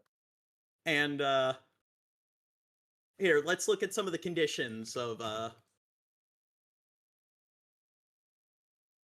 And this was something that Robert E. Lee was heavily criticized for, because he definitely was the one responsible for orchestrating this sort of camp and like all the logistics and so forth in terms of also how they were treated. He was one of the main men involved, and I don't know, I don't think he's a great dude. Does this remind you of something? And plus, Robert E. Lee, he's a Democrat, so isn't it weird that the right, they like claiming that, you know, it was the Republicans that freed the slaves, but then they really like trying to argue that, oh, the Civil War wasn't really about slavery, so I thought it was the evil Democrats that were behind the Confederacy. It was about my freedom. Isn't Robert E. Lee apparently an evil Democrat? So it seems kind of odd that they really want to go out of their way to defend these people. It's almost like they don't know how to think critically or consistently. And it's just a bunch of cognitive dissonance and compartmentalism. America good, John. It's almost like they're fucktards. That's what you're saying, basically. Yeah, sorta. Of his native state. After 4 years as Confederate commander, Lee became an icon of reconciliation upon his surrender. As president of Virginia's Washington College, he favored education for freed slaves. But okay, so who the fuck cares? It's just he was behind some pretty Nazi-esque sort of war crimes. He directly fucking participated in this. Yep. Then he was a loser. Then he lost. Then he was a turncoat. Yeah, and he changed his surrendered. values conveniently. Yeah, he surrendered, so that's okay that he like directly participated in these kind of human rights violations. opposed their right to vote. Lee died from a stroke in 1870 and is buried beneath Lee Chapel in what's now Washington and Lee University. His legendary warhorse Traveler rests in a plot nearby. As a legendary warhorse, that's like a rare drop. Well, Shab got up for the first time. Oh, he's been gone for a minute. It took you that long. Slavery. More than to be fair, I've gotten up a few times, but I'm always like, when I get up, I'm just like, all right, do the thing, sit back down. Do the thing, sit back down. Shab will just kind of get up for a while. You got to scold him when he gets back. Remains a controversial question. Why? Because many people don't want to believe that the citizens of the southern states were willing to fight and die to preserve a morally repugnant institution. There has to be another reason, we are told. Well, there isn't. Okay. Or, oh, there isn't. The evidence is clear and overwhelming. Slavery was, by a wide margin, the single most important cause of the Civil War, for both sides. Before the presidential election of 1860, a Gotta give them credit where credit's due. South Carolina newspaper warned that the issue before the country was the extinction of slavery, and called on all who were not prepared to surrender the institution to act. Shortly after Abraham Lincoln's victory, they did. The secession documents of every southern state made clear, crystal clear, that they were leaving the Union in order to protect their peculiar institution of slavery. A phrase that 100%. So, I guess a broken clock is right twice a day. at the time meant the thing special to them. The vote to secede was 169-0 in South Carolina, 166-7 in Texas, 84-15 in Mississippi. In no southern state was the vote close. Alexander Stephens of Georgia, the Confederacy's vice president, clearly articulated the views of the South in March 1861. Our new government, he said, was founded on slavery. Its foundations are laid. Its cornerstone rests upon the great truth that the Negro is not equal to the white man. That slavery, submission to the superior race, is his natural and Bro, are you watching? Yet, despite the evidence, many continue to argue that other factors superseded slavery as the cause of the Civil War. Some argue. Okay, so people who want to argue for this, of course, there were other reasons because it's complicated. I mean, I don't think there's any war where you could say that it was one thing, but it doesn't change the fact that if they didn't try to abolish slavery, the Civil War, like, there's a 99.99999% chance that it wouldn't have happened. And it is definitely the reason that probably had more than 90-something fucking percent of, like, acted as 90-something percent of the catalyst for the war happening. So there definitely isn't any other reason that you could point to that superseded slavery as the cause for the Civil War. That the South only wanted to protect states' rights. But this raises an obvious states' rights to have slaves. Question. The states' rights to what? Wasn't it to maintain and spread slavery? Moreover, states' rights was not an exclusive Southern issue. All the states, North and South, sought to protect their rights. Sometimes they petitioned the federal government. Sometimes they quarreled with each other. In fact, Mississippians complained that New York had too strong a concept of states' rights because it would not allow Delta planters to bring their slaves to Manhattan. The South was preoccupied with states' rights because it was preoccupied first and foremost with retaining slavery. Some argue that the cause of the war was economic. The North was industrial and the South agrarian. And so, well, they have cotton there, and the cotton industry was heavily reliant on this thing known as slavery. The two lived in such economically different societies that they could no longer stay together. Not true. In the middle of the 19th century, both North and South were agrarian societies. In fact, the North produced far more food crops than did the South. But Northern farmers had to pay their farmhands, who were free to come and go as they pleased. Well, it is, what was it, from 1880 to 1920, it went from America went from 80% of its citizens being farmers to just 2% of Americans being farmers.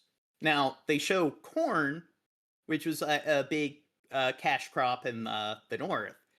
One of the reasons why they really wanted to, I guess, perpetuate slavery in the South is because cotton isn't really the most fun crop to harvest.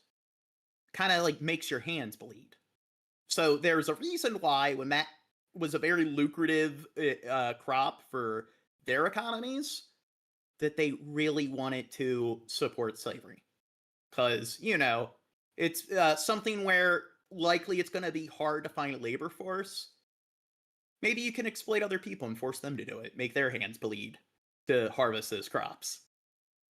While Southern plantation owners exploited slaves over whom they had total control. And it wasn't just plantation owners who supported slavery.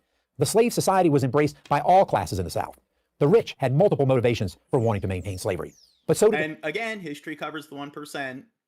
I mean, it was like another thing people on the right will point to is that, oh, like only 1% of Americans owned slaves. Fair. There were a lot of slave handlers that participated in that market. So there's a larger percentage of people you can contribute to, I guess, having participation in slavery. But when it comes to people that actually own them, yeah, it's another example of the Elon Musks and the Trumps of the time exploiting very vulnerable people. And yeah, like I said earlier, people who had a lot of money that they didn't work for, who wanted more money, but they had no intention of working for it. And it could be that a lot of the like troops that fought for like the Confederacy, that they were just a bunch of illiterate dumbasses that kind of pandered to propaganda that they were spoon-fed by the elite. And likely there was that bandwagon effect, but still, a lot of white people fought on the side that wanted to support slavery. So also there, it's a bit dishonest to say that, yeah, only 1% of Americans had slaves. Poor non-slave. Not only that, I'll say this, I think a lot of racial tensions were perpetuated in the South because white Southerners who were not high on the economic status were being exploited as well. But, you know, then at least they could say, well, at least I'm not black. Right? Yeah, I mean, it's good to find some other like group to put at the lower end of the pecking order. So you can play the in-group, out-group game and be like, yeah, I'm part of this other group. I might not be part of the wealthy elite, the aristocrats, but at least I get to be part of what I consider to be the master race. Peculiar institution ensured that they did not fall to the bottom rung of the social ladder. That's why another argument that the Civil War couldn't have been about slavery because so few people owned slaves has little merit. Finally, many have argued that President Abraham Lincoln fought the war to keep the Union together, not to end slavery. That was true at the outset of the war, but he did. And I do agree. Lincoln, he did own slaves. It's fucked up, and he shouldn't be treated like idleship. I would say out of all the presidents we've had, there's a few that definitely probably should be looked at as terrible, like fucked up human beings. Andrew Jackson definitely is one. I would say out of all the presidents we've had, he's the closest thing to like a Pol Pot sort of Hitler president, the Trail of Tears. He killed more Native Americans than any other like person in human history. But Lincoln's another example, like George Washington, where there are pros and cons. There are evils associated with him. I think that you can contribute a lot of it to what was going on at the time, but he definitely shouldn't be treated as if he's some kind of like superhero that needs to be like idolized. I don't think there's any US president, I don't think there's any world leader that should be treated like they are some absolutely altruistic sort of saint. So with the clear knowledge that keeping the Union together meant either spreading slavery to all the states, an unacceptable solution, or vanquishing it altogether. In a famous campaign speech in 1858, Lincoln said, "A house divided against itself cannot stand." What was it that divided the country? I said engage in idleship. You've never heard the term idleship before? It was slavery and only slavery. In the Bible, isn't that one of the sins, idleship? Yeah, it's. I guess it's. They say you shouldn't bear false idols. So I guess idolship is fine as long as it's like an idol to. Well, I'm like idol worship itself, idol and whatever. A lot of people on the right, they really like to pander to the Bible. It's kind of funny how they don't know a term that's definitely used a lot in Christian rhetoric.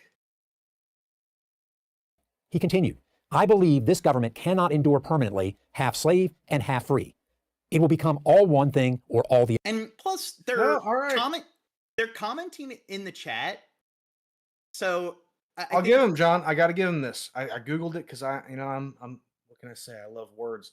I was wrong. Idolship is not a word. You were mixing up. So it's a conjugation of idol worship or idolatry.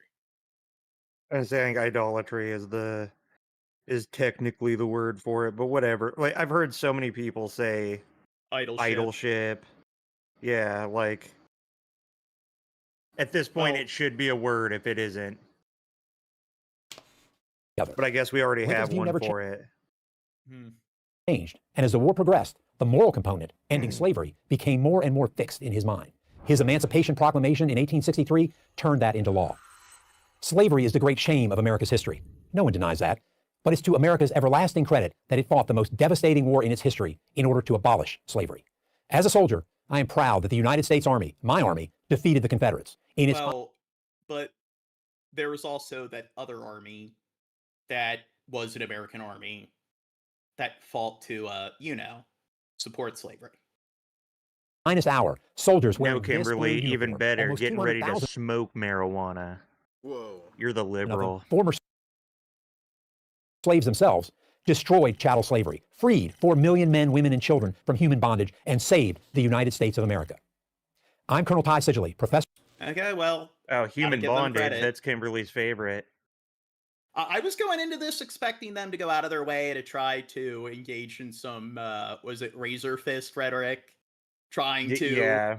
Yeah, it really wasn't about slavery, but I guess good job, PragerU. They're not as dishonest as I initially thought. Even though... Razor fist rhetoric would be screaming into your microphone like a 13-year-old on Xbox Live, though. Yeah. It's hardcore like Andrew Tate. Capitalism versus socialism. We can sum up each economic system in one line. Capitalism is based on human greed. Socialism is based on human need, right? No, wrong, so wrong. It's exactly backwards. And I'll prove it to you. I don't think any of those two things you can summarize with just one phrase.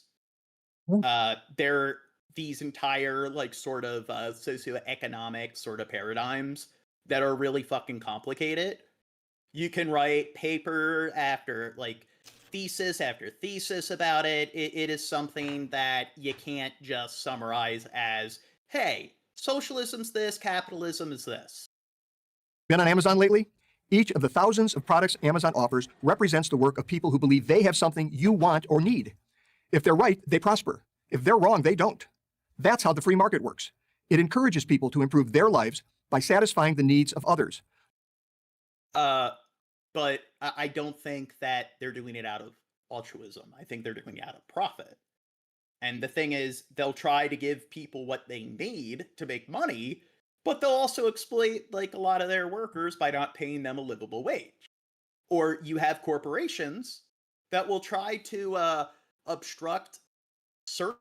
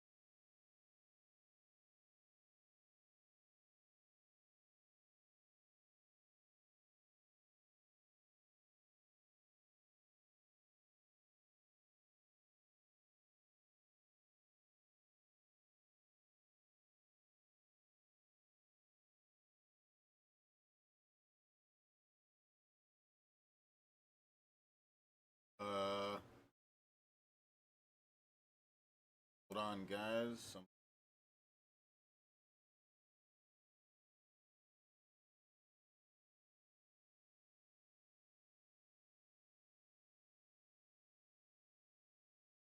Hello? Hello? Okay. Sure you guys can hear me on the stream. Try to fix this problem real quick.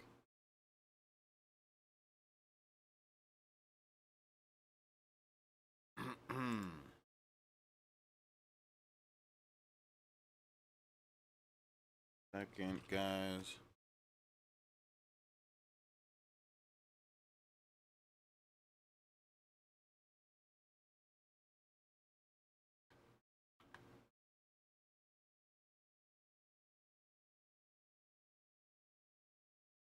Okay. Not sure what happened there. For an hour at a time. How long has he been gone? Fuck, I was gone for a minute. A minute? How long has he been gone, Dirt? He did come back just before it went down. Well, I mean, yeah, I was gonna say, I think the reason why we couldn't talk to him was because I'm pretty sure he DC'd. Okay, he's been gone for 20 minutes. Maybe you shouldn't leave for 20 minutes. 20 minutes? Who said 20 minutes? I'm looking Do back. you even pay attention to me at all, Gene? Well, yeah, you're not really 20 minutes. Well, no, there's plenty of times that I wanted to say stuff, but plenty of people are talking on the show, and so I just let you guys talk. But I was literally gone for like 2 minutes. Yeah. Okay. 2 minutes, 20 minutes, 2 hours. Dirt and Zidane have been talking quite a bit, so I know that's I've been what letting I just them said. speak. That's what I was saying. I would have spoke more, but people are already talking a lot. Let's all just take our shirts off and kiss. Well, anyway, Dirt, you were listening. Where did I leave off? You didn't get very far. You were talking about how there was never really an exact communist or socialist country. Okay, so when people want to sit there and try to vilify socialism and act like socialism and communism are one and the same, communism is an 11 on a 10-point scale of socialism. And America has a mixed economy, meaning it has elements of both capitalism and socialism. So if there was no socialism at all that existed within America's government, then we wouldn't have a police department. We wouldn't have a military. We wouldn't have a Supreme Court. We wouldn't have Congress. There would be absolutely no sector that is supported through taxpayer money. Social Security wouldn't be a thing. So the issue is you need to find the right balance between capitalism and socialism. And America is a social capitalistic nation. And they love to look at the most extreme examples of communism and the Soviet Union, and they like to play the game of, hey, look at these terrible countries or these terrible examples of authoritarian fascist governments, and clearly it's 100% communism. That's the only reason they were this bad. It's not like there's other factors as well. But what about other countries like, your Nordic countries and other countries in Europe where you look at the happiness index and they score a lot higher there? They have things like universal daycare. And in America, daycare, 2 years of daycare is more expensive than college tuition. So the thing is, when there are different types of social programs that have proven to benefit the economy and the quality of living of the citizens that live in those countries overall, why aren't we actually trying to install them into our own country? So here it's like with Bernie Sanders, they'll claim that he's a communist because he tries to endorse something like universal health care. But hey, there's no nuance. It's just as simple as socialism can be summarized in one sentence and capitalism can be summarized in one sentence. Well, and regardless of that, no matter what doctrine or what economic doctrine, I should clarify, no matter what economic doctrine your country follows, still have to interact with the global economy. Yep.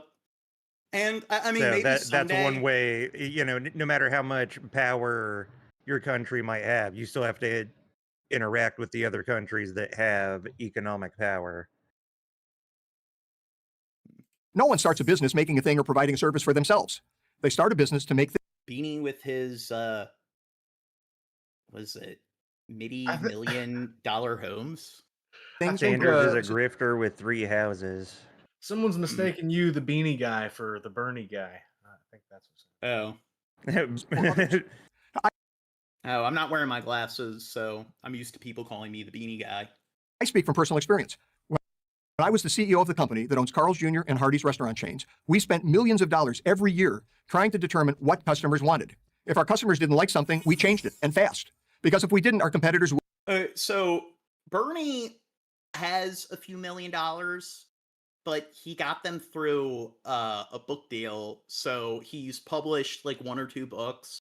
So, I mean, okay, that's his campaigns really... are funded by small dollar donations too. Yeah, so that's not really that significant. And I mean, what about like if we're gonna criticize a lot of like these multi-billion-dollar organizations that don't treat their employees properly, and Bernie Sanders is trying to like criticize that dynamic of like our economy, how's the fact that he has a couple million due to some like book deals? Yeah, you want to talk about a corrupt Democrat? I know Bernie isn't part of the Democratic Party anymore, but Nancy Pelosi is, and that bitch openly just does insider trading. Yeah, how is he a grifter? Would pun intended. And people, it's just the what is it, James A. Fish? I mean, are you fucking retarded? Because I just went into detail about how it's about finding the right balance between capitalism and socialism. And I don't think Bernie supports a government that is communist. So you clearly are too limited to comprehend any of the shit that I just said. Eat us for lunch. The consumer, that's you. And we're not against somebody making a few million based on like publishing a couple books. There's a difference between having a couple million in your bank account and having tens of billions of dollars. And I don't think you understand how much of a significant difference that is. Plus, the majority of like the world's wealth is inherited. So Bernie Sanders, whenever he talks about his philosophies, whenever he is introducing a piece of legislation involving the economy, he pretty much always makes sure to clarify that he doesn't think that rich people shouldn't be a thing. He just thinks that they shouldn't have all the power to fuck with the country, and the people who actually have jobs just have to live with the consequences. And I mean, a livable wage, things like universal health care. I mean, I think it's unreasonable to say that that's communism. It's not like, hey, supporting a few examples of like an improved like sort of social sector. I don't think that equates to saying that all capitalism needs to go. But hey, nuance, what's that? It's just one extreme or the other. Has the ultimate power. In effect, you vote with every dollar you spend. In a socialist economy, the government has the ultimate power. It decides what you get from a limited supply it decides should exist. Instead of millions of people making millions of decisions about what they want, a few people, government elites, decide what people should have and how much they should pay for it. Not surprisingly, they always get it wrong. Have you ever noticed that late-stage socialist failures always run out of essential items? They always get it wrong. What about Norway and Denmark and Finland? I mean, it seems to be working in those countries. So if you ignore everywhere that it works, then it doesn't work anywhere. Yeah, and again, it's just black and white. It's, hey, supporting some socialist policies, because again, if America had absolutely no socialist policies or no forms of socialism, we wouldn't have things like fire departments. We wouldn't have public schools. There would be no government. It's bad to fall too much to one side or the other. If it's too socialist, then it becomes communism, and it usually becomes a fascist government. If it's too capitalist, then it becomes an aristocracy, it becomes anarchy. There is no social sector, there is no government. There's no regulations, and then it's rich people that control everything, and they become the government. And you know, some good examples where capitalism kind of goes too far. Look at some South American countries where the cartels have taken over, and there's a lack of like regulations when it comes to making sure that these people laundering money and engaging in bribery are held accountable. And then those particular cartels pretty much become the government. And they just become the government. And that's usually what happens. So it's just too much in one direction is bad, or in either direction is bad. But again, it's just, you're either capitalist or socialist. Yeah, those criminals love the conservative logic of no regulation at all. Because then they can just take over and not regulate themselves. Paper. Of course, this isn't a problem for those who have was the right never connections with the right expected to people. begin with. Those chosen few get whatever they want, but everyone else is out of luck. Venezuela, once the richest country in South America, is the most recent example of socialism. When was it the richest country in South America?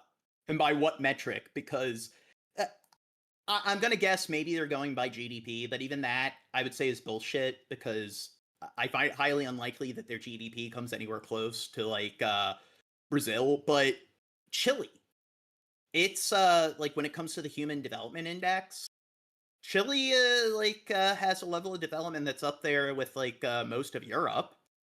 So they're just a little bit behind America and Canada in terms of their level of human development. And then Uruguay also has a pretty high level of human development. So it's like, how are we measuring wealth? Are we measuring like the average level of wealth of the like average citizen? Or are we measuring it by things like GDP? So I don't think what they're saying is accurate, that it used to be the wealthiest country in South America.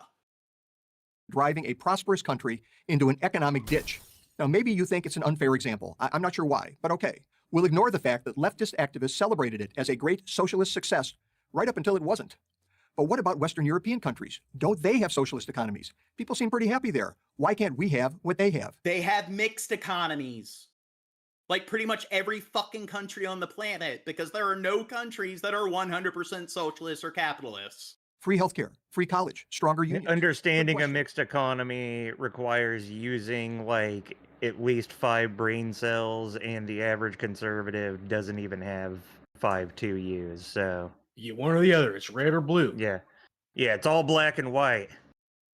And plus, every country is either all the way capitalist or all the way communist, and don't even fucking bother me by talking about other economic systems. Yeah, and Maduro, like, who is the president of, and he's a dictator. I mean, he's been, like, president of the country for, like, over a decade now. And he has, like, engaged in, actual fucking torture.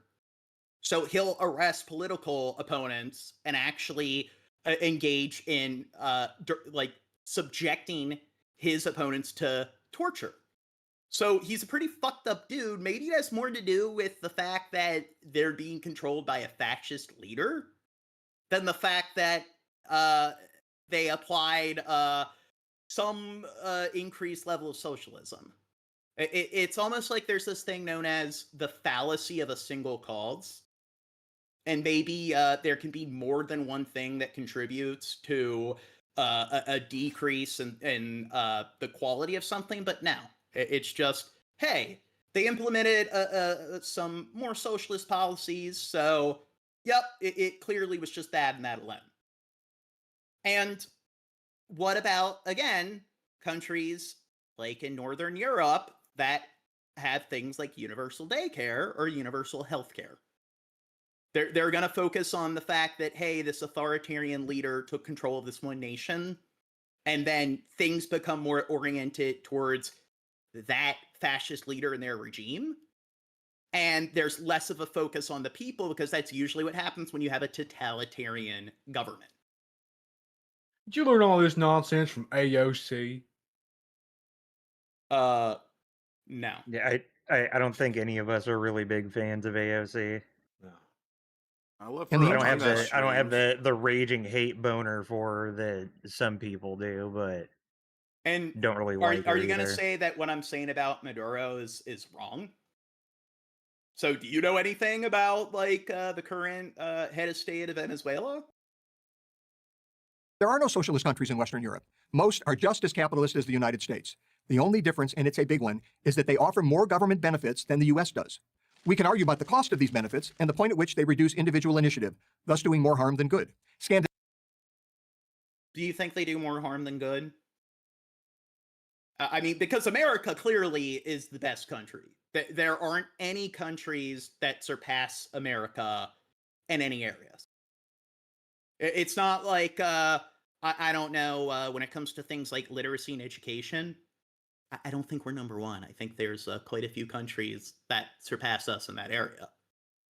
When it comes to the Human Development Index, and the thing is, we used to be like in the top like 5 when it came to a lot of these indexes, but since the 50s, things have been gradually going in the opposite direction.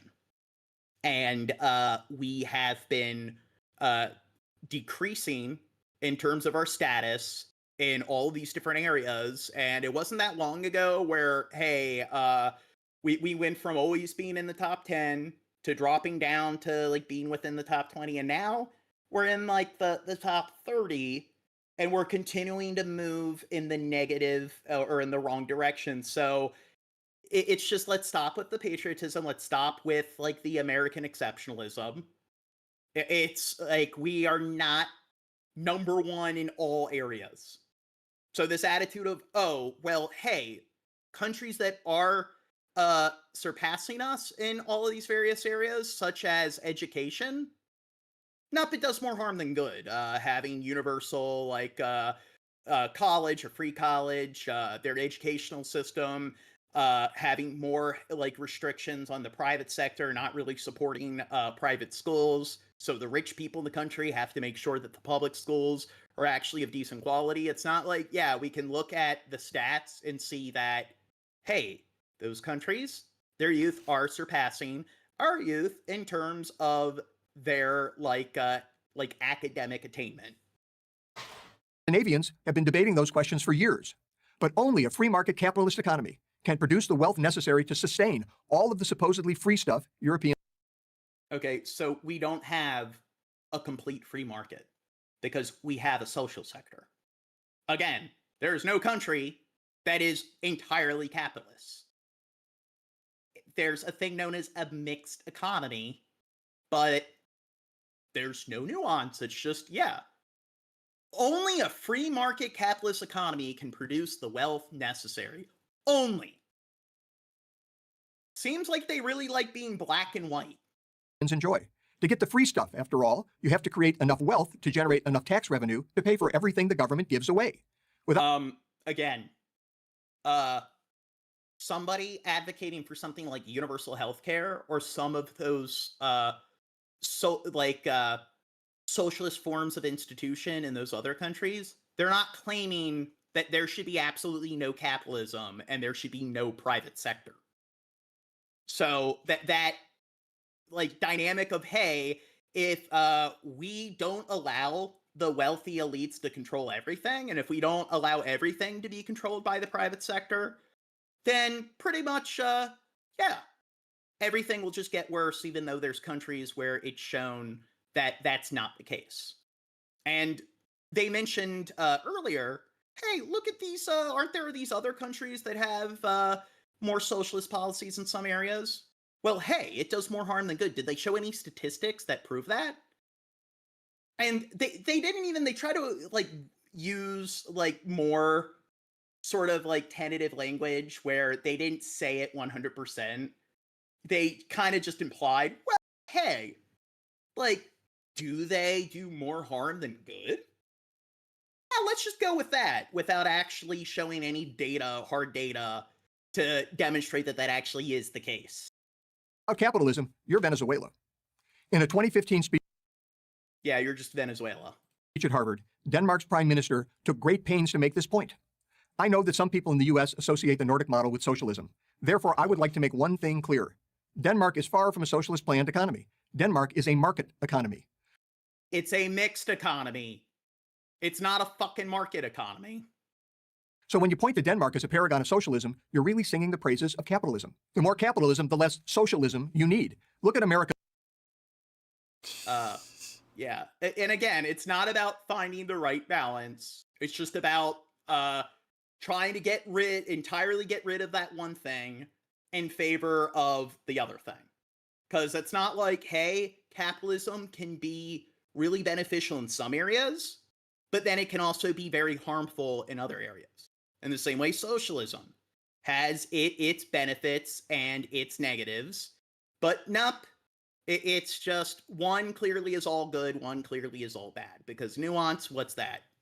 Since 2017, a policy of lower taxes and less government regulation, that's more capitalism, has led to a robust economic expansion, something thought impossible just a few years earlier. Unemployment, notably among minority groups typically most at risk for poverty, is at a generational low. Economic expansion gets people off welfare and into work. That's less socialism. None of this requires a degree in economics. Common sense is all you need. Oh, yeah. None of this requires a degree in economics. It's just common sense. So, why read books?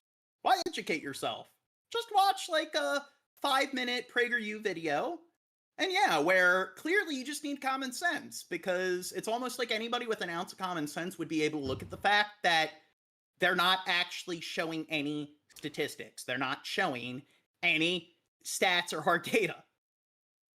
And I'm sure most of the people that give this video a like are going to pick up on that, because they got a lot of common sense.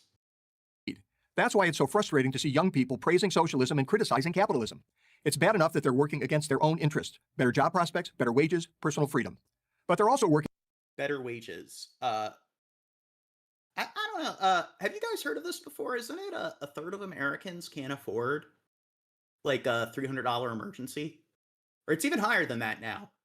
Something like 40% of Americans can't afford a $300. Well, and the percentage gets higher every year of Americans that live paycheck to paycheck, which that goes hand in hand with Americans who can't afford a multi-$100 emergency. And capitalism, hasn't the cost of living been gradually going up? I don't think socialism's the reason why that's a thing. Just give it a couple of months, Gene. Trump's gonna fix it with the tariffs and the stuff, And take well, away we PBS. do have some videos that we're covering later on that show that the economy is starting to go in the opposite direction, and prices are starting to soar by a significant margin. So it's not like we're already seeing the negative effects of the tariffs, but when it comes to like this sort of nonsense that, hey, it results in better wages and freedom, I'm pretty sure a lot of Americans don't make a livable wage. I'm pretty sure minimum wage, or the federal minimum wage, is not a livable wage. And it's something... What's that? Those losers need to pick themselves up by their bootstraps and get better jobs. Exactly. They're working jobs for dummies and teenagers. Well, they seem to be very anti-education, and you know what? Which group of people do you think are more likely to, I don't know, struggle in this area? Because it seems like if you look at states where people are less well off, they're mostly red states. And the irony here is, again, you look at things like education, and it's your red states that are performing much more poorly and are usually anti white collar work, anti higher education. So when it comes to pulling yourself up by the bootstraps, do you think it's the lawyers and accountants and engineers and doctors who are the ones that are having issues earning a livable wage? Yeah, they're struggling so hard. Against the interest. I'm doing pretty decent myself. It's just other people matter too, and I feel like that should just be a no-brainer for everybody. Plus, there's this thing known as a job market, and if there aren't enough jobs that pay a livable wage to meet the demand of laborers, then guess what? If the only jobs that people can find are jobs that don't pay a livable wage, they're kind of fucked. So what do you expect in that area? And I mean, it's something like if McDonald's raised the price of like a Big Mac by something like 50 cents, they'd be able to pay all of their employees a livable wage. I think it was way less than that. I think it was like 15 cents or something. Whatever. It's just Amazon and a lot of these corporations, they could still earn billions and billions if they just paid their workers a few more extra dollars an hour. It's like, why are they like pandering to people like Jeff Bezos and all of these uber wealthy sort of fucking billionaires who clearly don't fucking care about the average Joe? They like to idolize these people who, if they lost 90% of their money, they would still be some of the richest people on the fucking planet. And it's just hey, if they same thing with private healthcare. A lot of these healthcare corporations, it's or health insurance companies, if they provided people with the care that they needed and they didn't deny people care in a lot of these cases, they would still be earning billions of fucking dollars. So this logic of they need to earn those billions more, I think they got enough fucking money. I think once you get to the point where your net worth is billions of dollars, I don't think you're the victim if your corporation pays everyone a livable wage where you're still able to earn billions of dollars every year from that. That's why I keep going back to the problem is usually people who have a lot of money that they didn't work for want more money that they don't intend to work for. Of the less fortunate. Capitalism leads to economic democracy. Socialism leads to the economic dictatorship of the elite. Always and everywhere. So beware what you ask for. You just might get it. I'm Andy Puzder, the author of The Capitalist Comeback for Prager University. Prager University. Democratic socialism. It's not the same as... Oh, God. Oh, God. No, this guy. It's getting Steven Crowder, what a fucking here. nightmare. It's getting crowded in here, guys. Because it's democratic, right? Or something, right? People are buying that. People buy that now, right? Apparently. As though adding the word democratic in front of a word changes what it means. Just because we toss something to a vote doesn't change what that something is, nor does it alter whether that something is inherently good or bad. Couple of examples, because I know you'll ask. Hamas was democratically elected as a government in Gaza, despite the fact... Okay, so was Erdogan in Turkey, was that a genuine election? Hey, Putin calls himself president. Venezuela. Maduro calls himself a president. So doesn't Kim Jong-un also refer to himself as a president? Don't they have election, or they supposedly have elections in North Korea where everyone's required to vote. There's only one person to vote for. So I don't think that it was a genuine election. But hey, let's be dishonest because we got to shill for Israel. Let's ignore the fact that these sort of mock elections and fake fucking democracies exist. And no, they were just completely, genuinely elected. There's no, like, corruption at all. The destruction of not only Israel, but the eradication of all Jews is in their official charter. Robert Mugabe, or Bobby Mugabe if you prefer, was democratically elected by a loving majority in Zimbabwe. Zimbabwe, how's that working out? Okay, do they know what ballot stuffing is? Do they know what, like, cronyism is, where people are afraid to run against them because they don't want their legs to be broken? I mean, it's just, okay, he just said at the beginning, just because they put democratic in front of something like socialism or any other term doesn't automatically make it something that is, like, benevolent. And it seems like he's ignoring that when it comes to democratically elected officials. It's almost like just because you say they're democratically elected, or just because they claim that their state, like the Democratic Party or Democratic state of North Korea, I don't think North Korea is a republic or a democracy. So I don't know. It seems like they don't get any level of fucking nuance at all.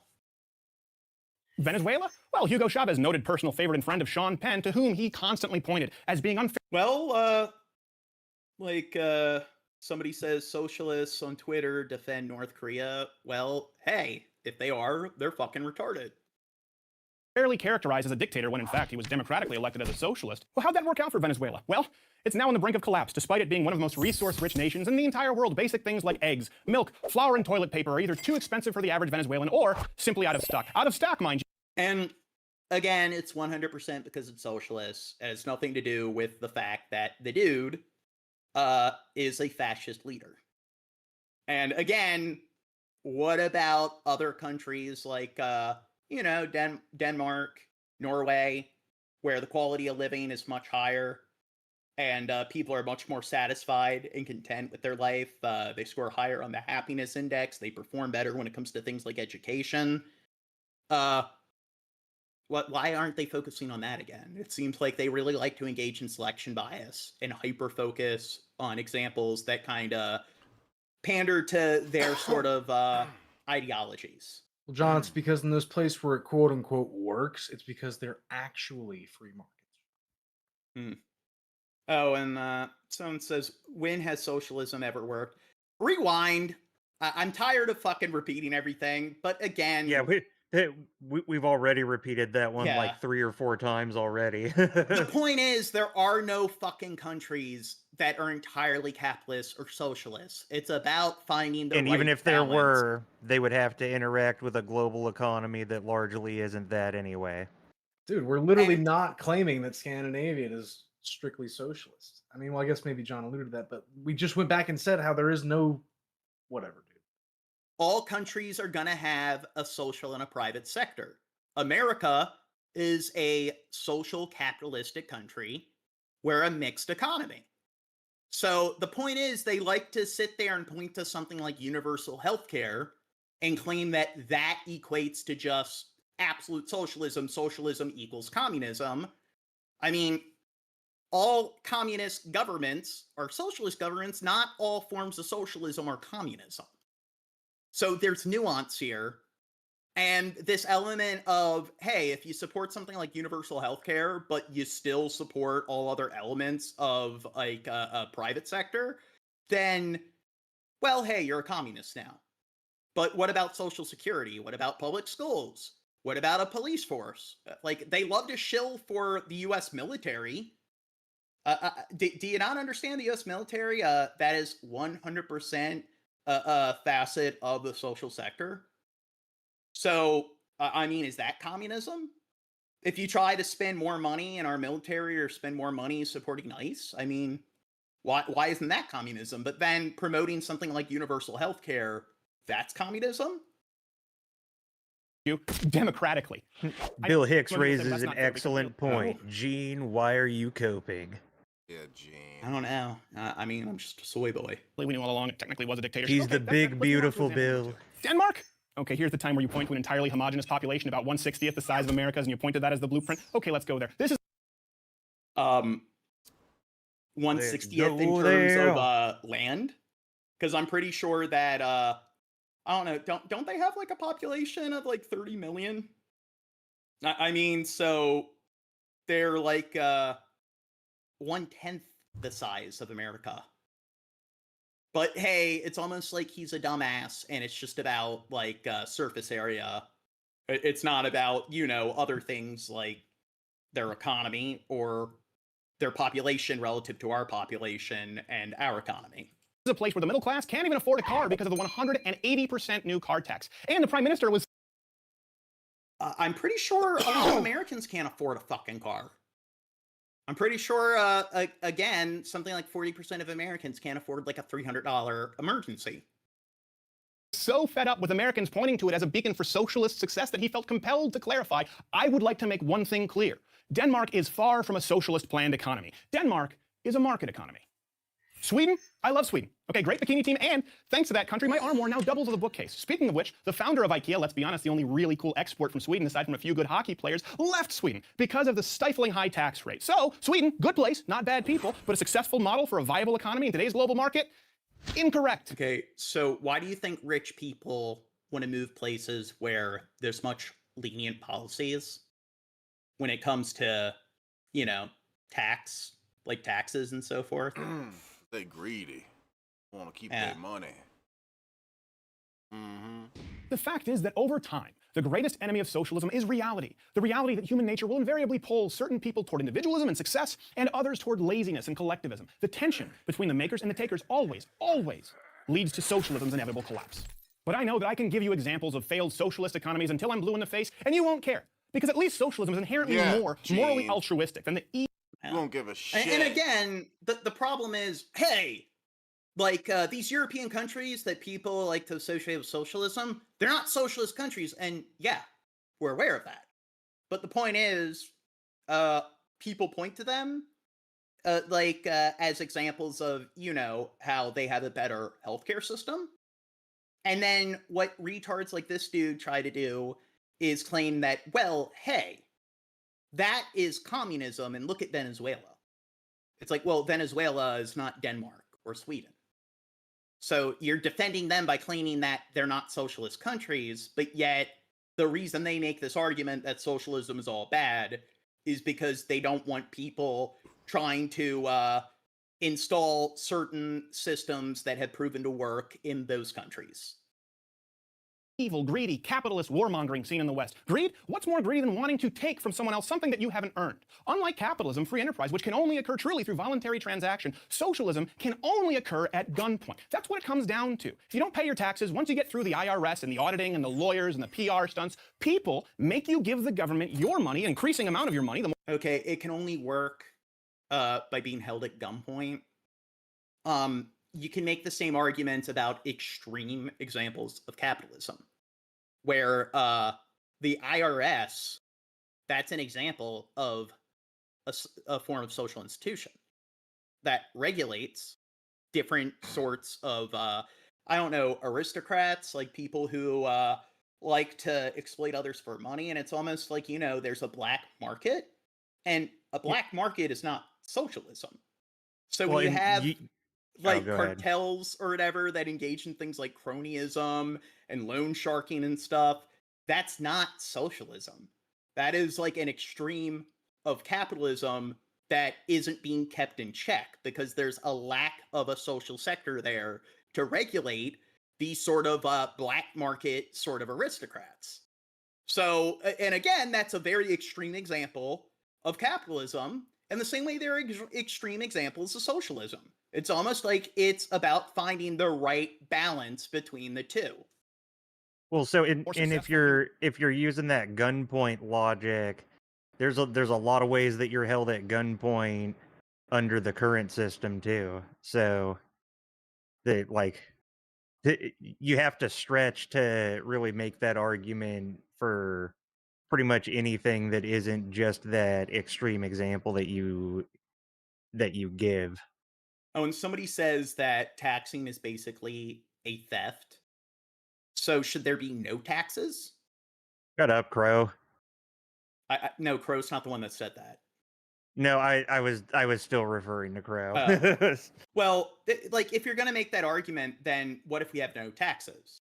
There would be no government, because how would you fund the government? Do you want the government to be controlled by the private sector? Because then there'd be no government. And I mean, it goes full circle. The people who control all the wealth become the government, because if there's no regulations, they can hire all the goons and toadies to come to your house and act as jackboots to break your fucking legs. See, and that can happen, under extreme examples under the current the current system. And on top of that, if you a lot of the people who make these arguments, I'm sorry if I misinterpreted what you were saying. Yeah, the people who make those arguments about socialism and communism, they also call taxation theft in general. Well, here, I got to talk to the chat. Wow. I'll say this one thing I've noticed is, why is it always when like tax dollars are being spent to help people, that's what people complain about? I mean, I guess every once in a while it's like, yeah, why are we sending all this money to Ukraine? Nobody really. Well, I guess people were smart enough to realize, hey, why are we spending all this money to Israel? But nobody. For the most part, it's always like social programs that help the lower rungs of society. The people, why my tax dollars going to that? Well, I mean, I'm sure a bigger fucking pocket of it is going to bombs. Well, that makes me feel better. Never mind, I'm cool with taxes now.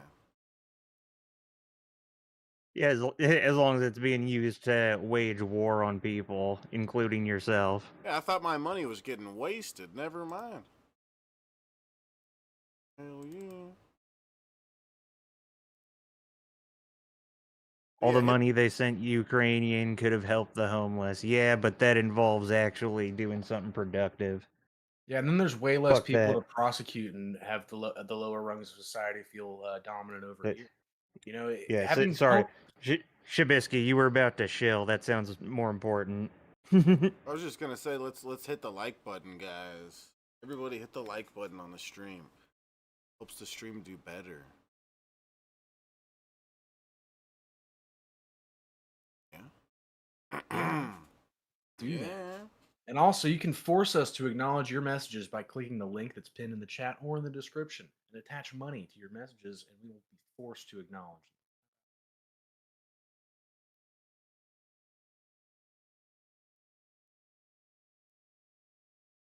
them. Got a little mics. My tax dollars should go to billionaires, god damn it. Yeah. Don't have enough money, damn it.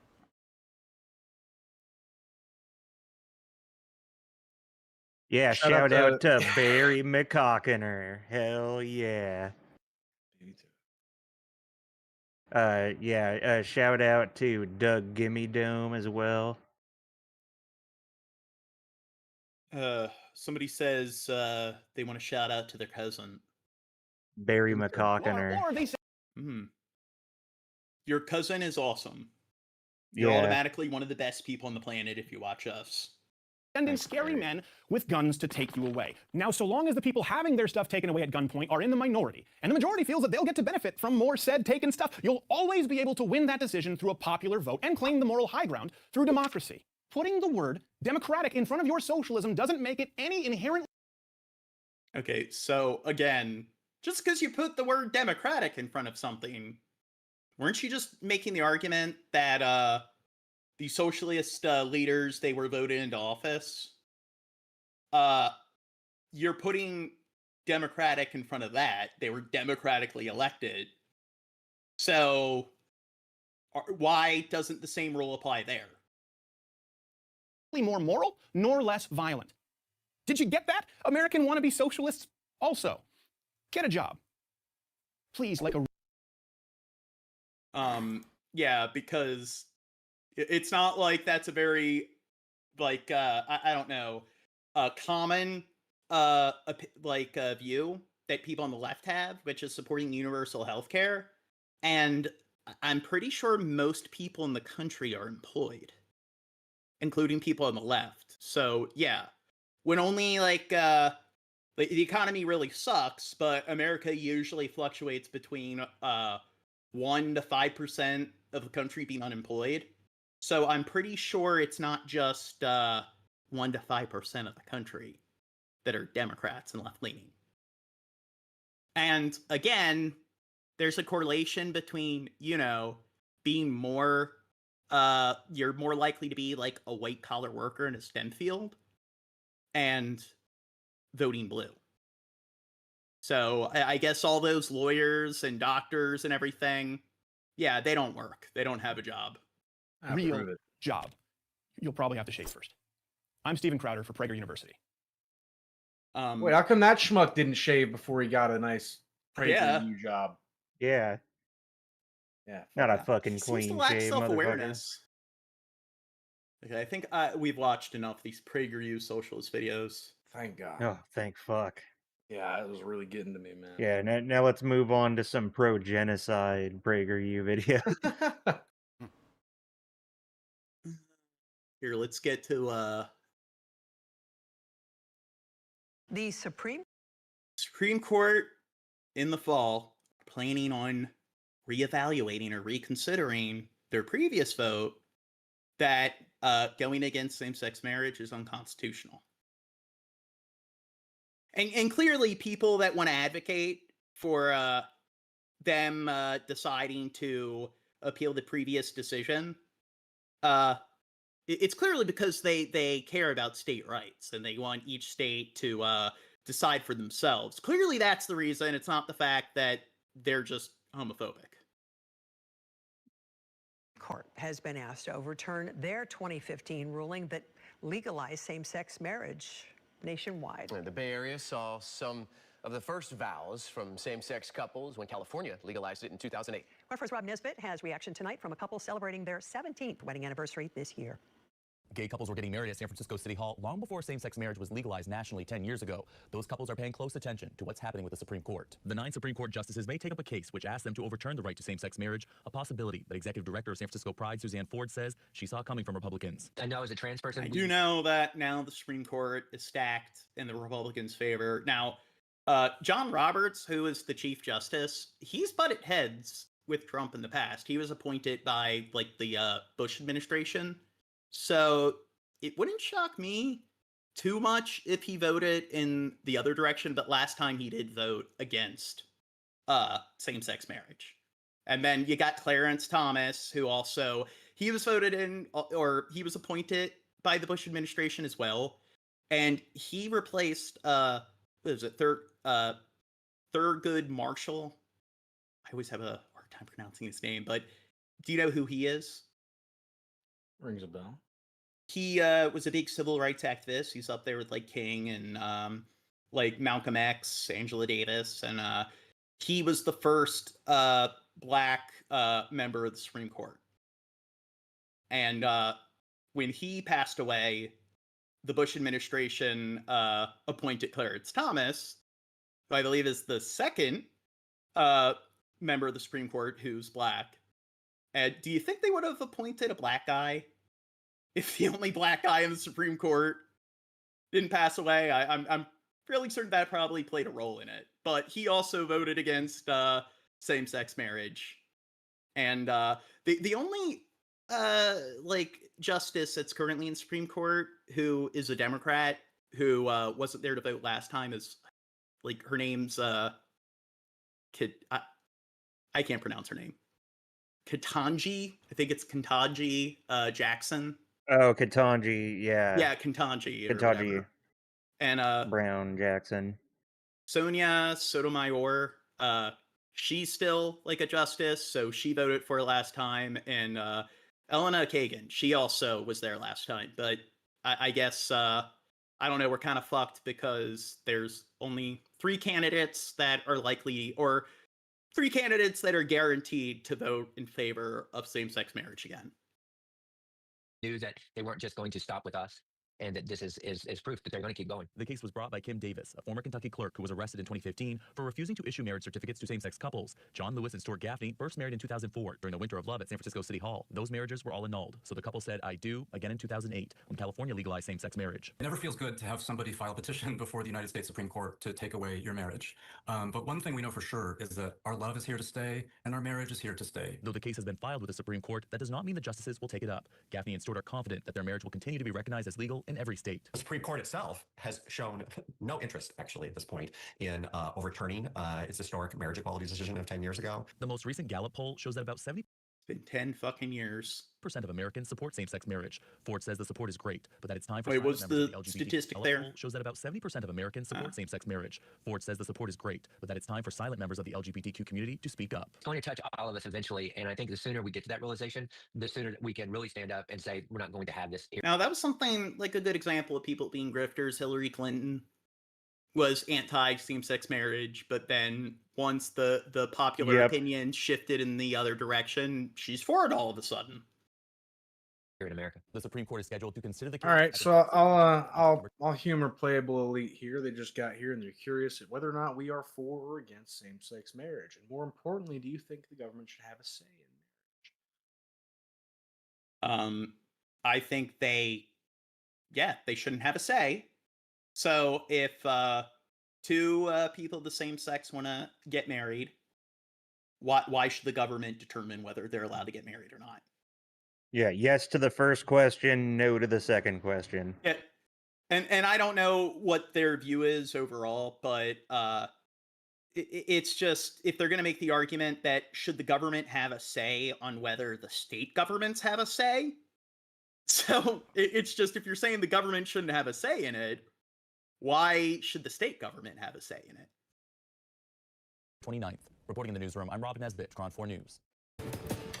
Now at 4:15, the issue of same-sex marriage in Ohio making headlines once again. Advocates for same-sex marriage say a development in the U.S. Supreme Court will not change their timeline for getting constitutional amendments on the Ohio ballot. The U.S. Supreme Court is being asked to overturn the 10-year-old decision that legalized same-sex marriage nationwide. 10 TV political reporter Doug Petcash joining us now. Got some new reaction today from the grassroots group, Doug, on what could happen in the high court. Yeah, a co-chair of Ohio Equal Rights says that they set the November 2026 election as their target to get the amendments on. They say, I believe same-sex marriage should be a basic human right. I 100% agree. On the ballot, and whether the Supreme Court decides to take up the case or not won't change that. And again, people in the chat, if I misinterpret what you're saying, I'll believe you if you say that you were supporting the opposite or communicating the opposite. Sometimes it can be hard to pay attention to the stream. I also like interpreting the chat correctly. Can any of us even define marriage, John? It's between a man and a woman. I think all marriage should be illegal. Between a man and a woman, like Adam and Eve. It's Adam and Eve, not no, Adam and Steve. Okay. It's between a grizzly bear and a pineapple. Because I say so. Sounds like a beautiful love. Yeah. Beautiful marriage. If you just say that the definition of potato is masturbating on a leap year, then that's what the definition is now. It's almost like, who gives a fuck what the word is? In whatever like dictionary definition is, if they want to have an intimate relationship with one another and they happen to be of the same sex, I don't fucking care. And if somebody isn't an idiot, they should care more about whatever the principle is, the action is, as opposed to what some word and its matched definition is. It's almost like, that's how like a kid in elementary school, that's how their brain works, where the education is just match this word with that definition, memorize the flashcards. It's almost like when you get in the realm of higher education, you're supposed to be writing essays on topics and things get very much more complicated than just match this term with that term. Ms. Davis will want an answer sooner rather than later, but process still has to happen the way it's supposed to happen. Ohio Equal Rights. And plus, a lot of people don't really seem to process this. There's this thing known as equivocation of language. And if you don't know what that is, Google it. Language is fluid. Words change in meaning over time. And when it comes to science, scientific method, that wasn't really a thing until like the Renaissance, like around the 11th century. And the thing is, a common saying amongst scientists is that prose is not the best way to discuss science. That's why you'll have scientific definitions that are much more meticulous, they're much more thorough than a basic dictionary definitions. Because if you look at the average word in a dictionary, it has more than one definition, and a lot of the definitions can be pretty vague. I mean, a good example is, what's a drug? A lot of dictionary definitions, it's just something that, some substance that you consume that has some sort of chemical effect on the brain. Well, guess what? Everything that you consume, that you put in your body is going to have some, like, sort of effect on, like, some sort of, like, nanoscopic level. Oxygen has an effect on the brain. And I mean, some definitions will specify that it needs to be something that's not a food, because food definitely has an effect on the brain. So what is a drug and what isn't a drug? This is where it's equivocation. A lot of times, like, language can be vague, and a lot of people, like, you know what, maybe they should try to focus more on the arguments that the person makes overall. They should probably focus on the person's entire, like, speech, the entire article or essay written. A lot of people, they really like to engage in tunnel vision and hyper focus on one word, because it's almost like they don't know how to use context or apply context, and they don't know how to take that word and associate it with all the other words that it's used in conjunction with to determine what the overall meaning is of the person's views and principles that they've communicated. It's almost like idiots only know how to think in, like, these very simple dichotomies of match definition, which with picture, match word with single sentence. Co-chair Lise Regula is referring to Kim Davis. Davis is a former county clerk in Kentucky who refused court orders to issue same-sex marriage licenses in 2015 because of her religious beliefs. A federal jury ruled in favor of a gay couple against her. She filed an appeal this week in the U.S. Supreme Court. She's asking the justices to overturn the Obergefell v. Hodges decision, which legalized same-sex marriage. If Ms. Davis's case does go forward and is taken up by the Supreme Court and is used to overturn Obergefell, then we are back to a position where people who happen to fall in love with someone who is the same gender as they are do not have access to. God, they really care about freedom, don't they? Yeah, something that's kind of stupid about this is, like, okay, let's say you're a Republican, whatever. Say you don't like gay people, you don't want to be around them and stuff. Wouldn't you want them to be openly gay and stuff, just so you know to stay away from them? Like they're trying to like really, because it's like you're not gonna stop gay people from wanting each other and doing that. Even if it's illegal, they're still gonna fucking find a way and everything. And of course, there's some of these people that go, they want the laws to stop them from doing what they want to do. Well, it's like people who get angry and they support violence. If somebody disagrees with me, they need to shut their fucking mouth, or, like, I'll punch them in the mouth. And it's just, all of a sudden, they're not pro freedom of speech. Yeah, and it's almost like I'm pro freedom of speech as long as you don't say anything I disagree with. Yeah, I'm pro freedom until somebody sucks another dude's dick. I don't want to suck another dude's dick. So what the fuck are they doing?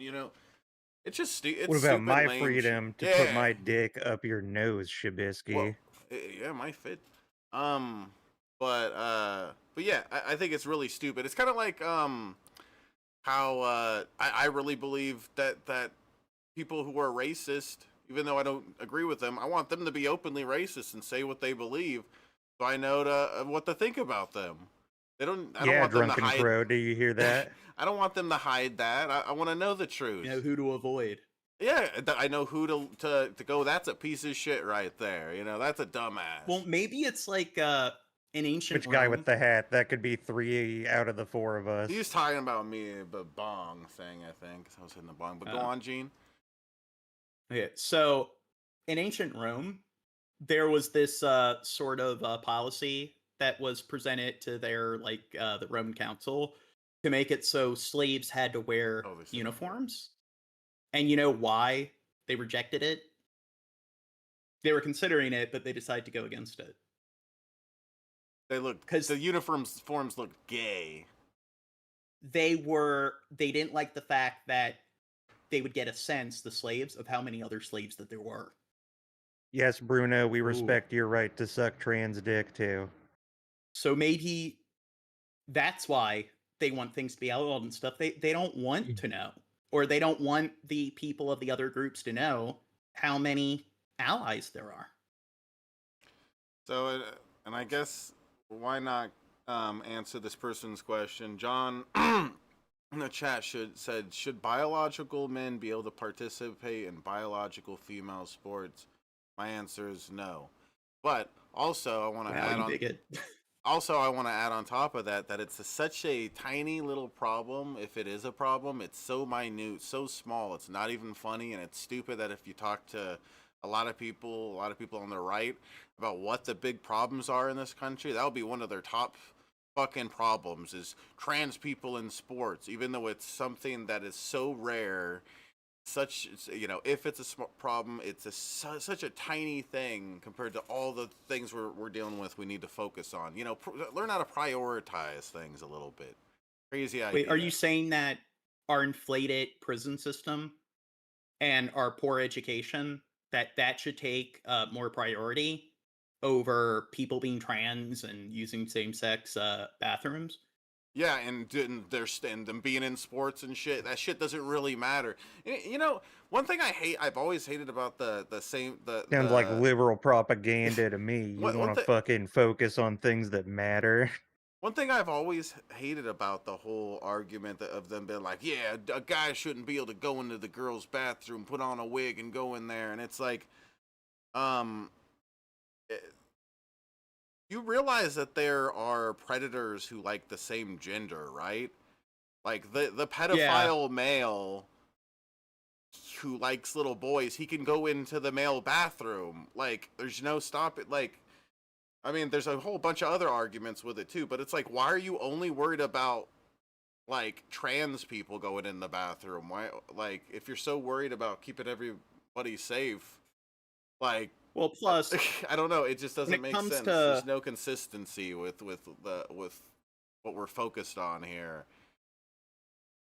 When it comes to statistics, when it comes to like sexual assault, you're more like a kid is more likely to be sexually assaulted by somebody they know, like a relative. So when it comes to the situations or the settings where a kid is likely to be a victim of sexual assault, it's usually not in public restrooms by a trans person. Yeah. And don't you think, like, if that happened, like in a same-sex restroom, somebody went in and they took advantage of those sort of policies in order to follow through with some kind of like sexual assault, do you think the media would be all over it, especially the right-wing media? So it's like, how often is that fucking happening? So it seems kind of odd. And what about like the Catholic Church? I mean, that's something that I like to ignore. If you want to look at institutions that are really at fault for sexually assaulting minors, that's a big one. So what about like the Boy Scouts? I mean, that's another one where sexual like crimes like against children is very common. And you know what happens a lot? Church. Yeah. Especially if Shab sees you there. If he ever sees you at church, it's going down. If we can find one single case of a trans person doing that, then we need to make a big deal out of that. But all the hundreds and thousands of whatever of cases of people in churches doing that to kids, that doesn't matter. We could just forget about that. That doesn't really go along consistency. With my, what's that? Yeah.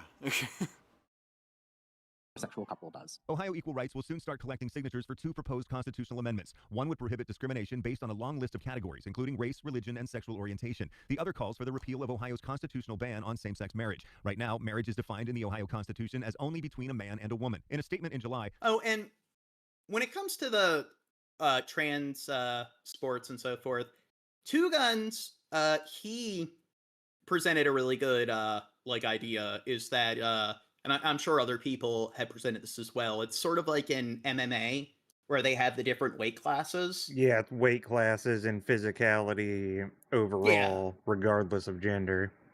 And that's the thing. Like, if you have somebody who was born male versus born female, it's just there's going to be men that are physically like stronger and stuff than other men, and with women. So you should just have that. You should just have like different like classes and different tier systems based on size and agility, and you are gonna see that on the sort of later end of the spectrum, it's going to be people who are predominantly female, and then on the heavier end of the spectrum, it's going to be predominantly male. But then you're going to get that gray area, and I think there you go. There's a way to be inclusive where it doesn't cause too much of some unfairness. Yeah, we need more unisex bathrooms and unisex sports. Stonewall Columbus Executive Director Denzel Porteous said, in Ohio, same-sex marriage would currently be illegal under our state constitution if not for the Supreme Court ruling. That means if Obergefell were overturned, we would see those rights vanish overnight. Regula believes it's critical to protect those rights. Anybody can marry the person that they love. Anybody can benefit from the privileges that come along with that marriage. We reached out to the Catholic Conference of Ohio for comment on the issue. A spokesperson pointed us to the Catholic teaching on marriage, which says in part, marriage is a lifelong, faithful partnership between a man and a woman. It is made for the good of the spouses and the procreation. Someone mentioned how about the furries? Well, I don't know about them. No. Also, Matt Furries T shouldn't be allowed to use says restrooms you or people play need to sports. get a. Oh, go ahead. What was that? Go Zidane? on. Nothing. No, go I on. was done. I was just making a joke. Damn. There's awkward silence. So according to this definition, if you can't have babies, you can't have a marriage. Okay. Who came up with that definition? It says right here. Are you reading what's on in front of you? Oh, yeah. I'm too busy paying attention to the chat. Yeah, is made for the good of spouses and the procreation and education of children. So, you can't procreate, you can't get married. That's the rules.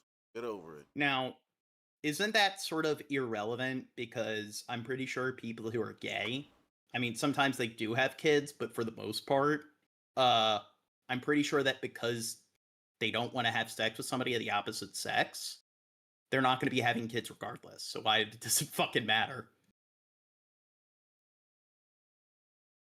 Of children. Now, it all depends on what the Supreme Court does. It can accept the case or decline it. Meantime, Equal Rights Ohio will start collecting signatures for the two proposed constitutional amendments. They need 414,000 valid voter signatures for each amendment to get them on the ballot in November of 2026. Angela? If you thought South Park was losing its edge, think again. Oh, Season here we 27, go. Episode 2, titled Got a Nut, proves that Trey Parker and Matt Stone still know how to stir the pot.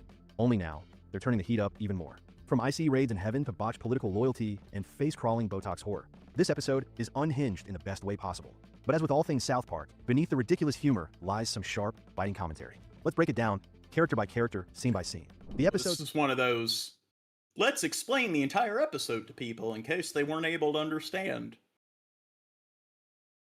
South Park is known for its edgy humor, and in its latest episode, they targeted here a we political go. eye on Homeland Security Secretary Kristi Noem. Now the Trump cabinet member known as Ice Barbie is hitting back, denouncing South Park. Ice Barbie.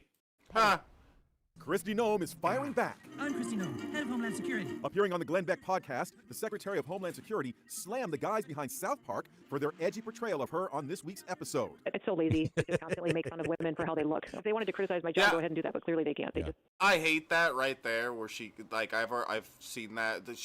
She goes straight for the I'm a woman. Wow. People just constantly have to bully women like me and judge women. It's like, shut up. You being a woman doesn't have anything to do with you fucking shooting dogs. Yeah, not only that, she's literally focusing only on the fact that they made fun of her looks, and they didn't criticize the job. They made plenty of criticisms of the job. Well, to be fair, I do think that South Park can engage in some decent political commentary. Here, I do think it was mostly her appearance and the fact that she shoots dogs. Yeah, that was their main Why focus. doesn't she bring up the fact that she shoots dogs? Yeah. That seems kind of odd that she only wants to focus on the one element of criticism, which was her appearance. Yeah, and of course... Well, because that's true. Yeah. Of course, what's his name doesn't hold her feet to the fire here. Glenn Beck, right? Isn't it? Yeah. He doesn't hold her feet to the fire because he's a stupid fucker. Petty like that. This week's episode savagely mocked her Ice Barbie reputation, showing her getting all dolled up, only to shoot one puppy after another as her Botox wears off. Boo! Your Botox, Miss Nom? Oh, yeah, fix me up. Another day doing what's tough.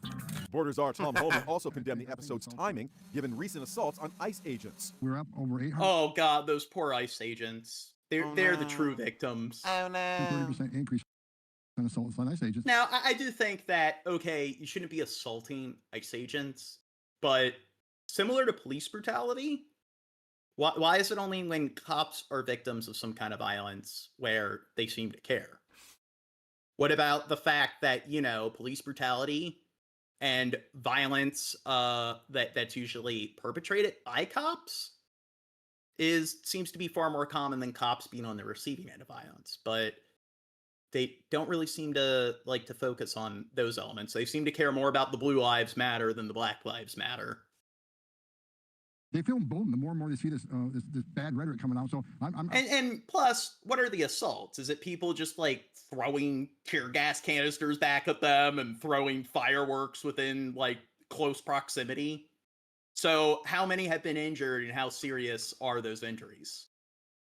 I thought the parody was just in bad form. Kristi Noem's reaction is a stark contrast to what Vice President J.D. Vance had to say after he was spoofed on South Park in the same episode. Hey, will you get out of here? He was depicted as President Trump's lapdog, but he seemed to take his appearance in stride.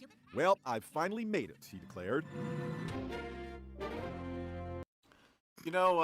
What's his name? Kirk?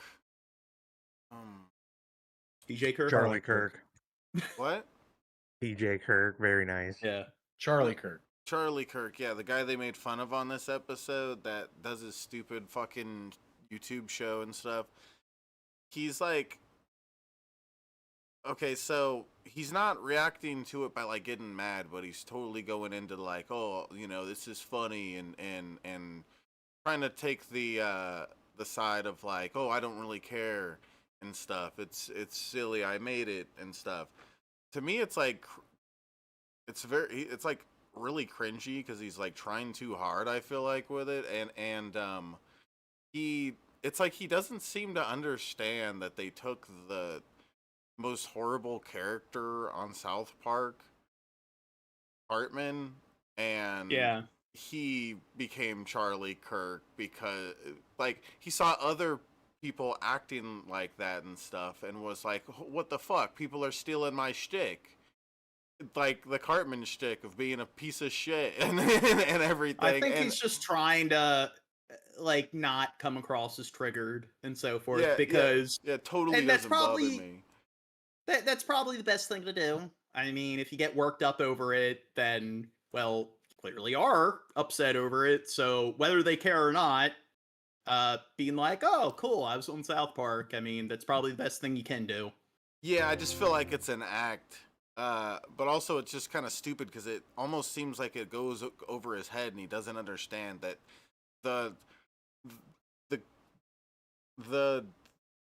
like Cartman's such a horrible person in there. He loves Hitler and he tried to kill everybody that wasn't a redhead in that one episode because he thought he was a ginger and stuff, and he's just the word. He's like Hitler as a like, and he doesn't.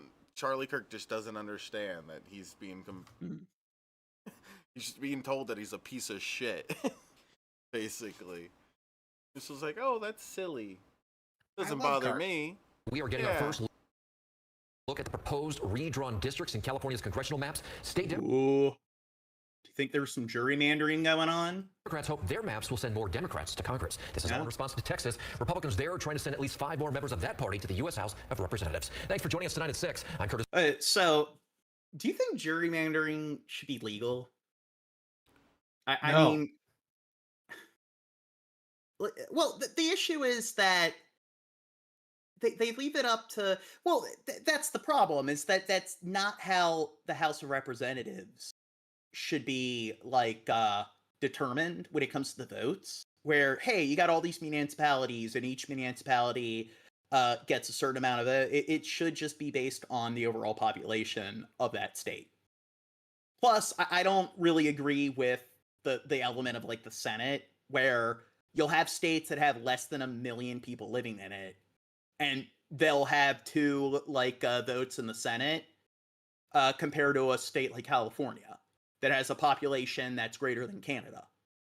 So I definitely think that, you know what, we don't live in, like, the late 18th century America, where there definitely was far more autonomy between each state. So I think that, you know what, our politics should definitely be based more on just the general population, as opposed to these arbitrary boundaries. And I'm Edie Lambert. KCRA3's Capitol correspondent Ashley Zavala was the first journalist to obtain these draft maps. She's here now with how this could impact you and your vote. So, Ashley, these proposed maps are now official? Edie, that's right. They are officially the proposed maps the California legislature will consider next week. Now, let's first give you a look at what California's congressional districts look like right now. It's this map right behind me. Tammy mentions California has the 4th largest economy. Yeah, and then I know New York City, like, if it was its own country, it would have, like, the 10th or 11th largest economy on the planet. This is the result of the 2024 election. The red seats you see are lined out, and then also those blue seats represent Democrats, red, Republican. So here's what it looks like against the now officially announced map, with some significant changes in our area. Democrats want to change this in the fight over which party controls the U.S. House of Representatives halfway through President Donald Trump's term, which voters will decide in 2026. So here is the full look at the map. The Democratic Congressional Campaign Committee submitted... Oh, someone said Jerry who? Well, gerrymandering is a policy where they draw... Am I pronouncing it incorrectly? No, it is gerrymandering. You said gerrymandering one time, but it is gerrymandering. Okay.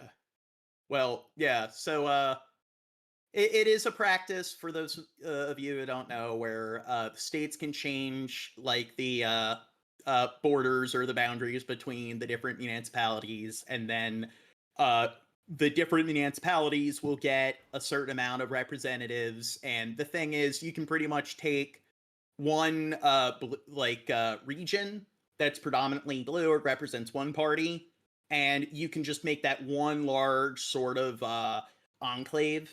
But then you can divide a smaller region, or maybe a region the same size that supports your party, into, like, 6, 7 different, like, districts, and then you can pretty much play the system or exploit that to get more representatives in Congress. So that's definitely something that both sides do, and I definitely think that when it comes to Congress overall, like, all governments will have, like, usually the higher and lower house. Like, they'll have, like, Britain has the House of Lords, the House of Commons. We have the Senate and the House of Representatives, but I do think it shouldn't be like every single state gets 2 senators, and then the representatives are based on arbitrary borders that each state can draw up and exploit. So I think there definitely needs to be a change in the policy there, and it should just be based on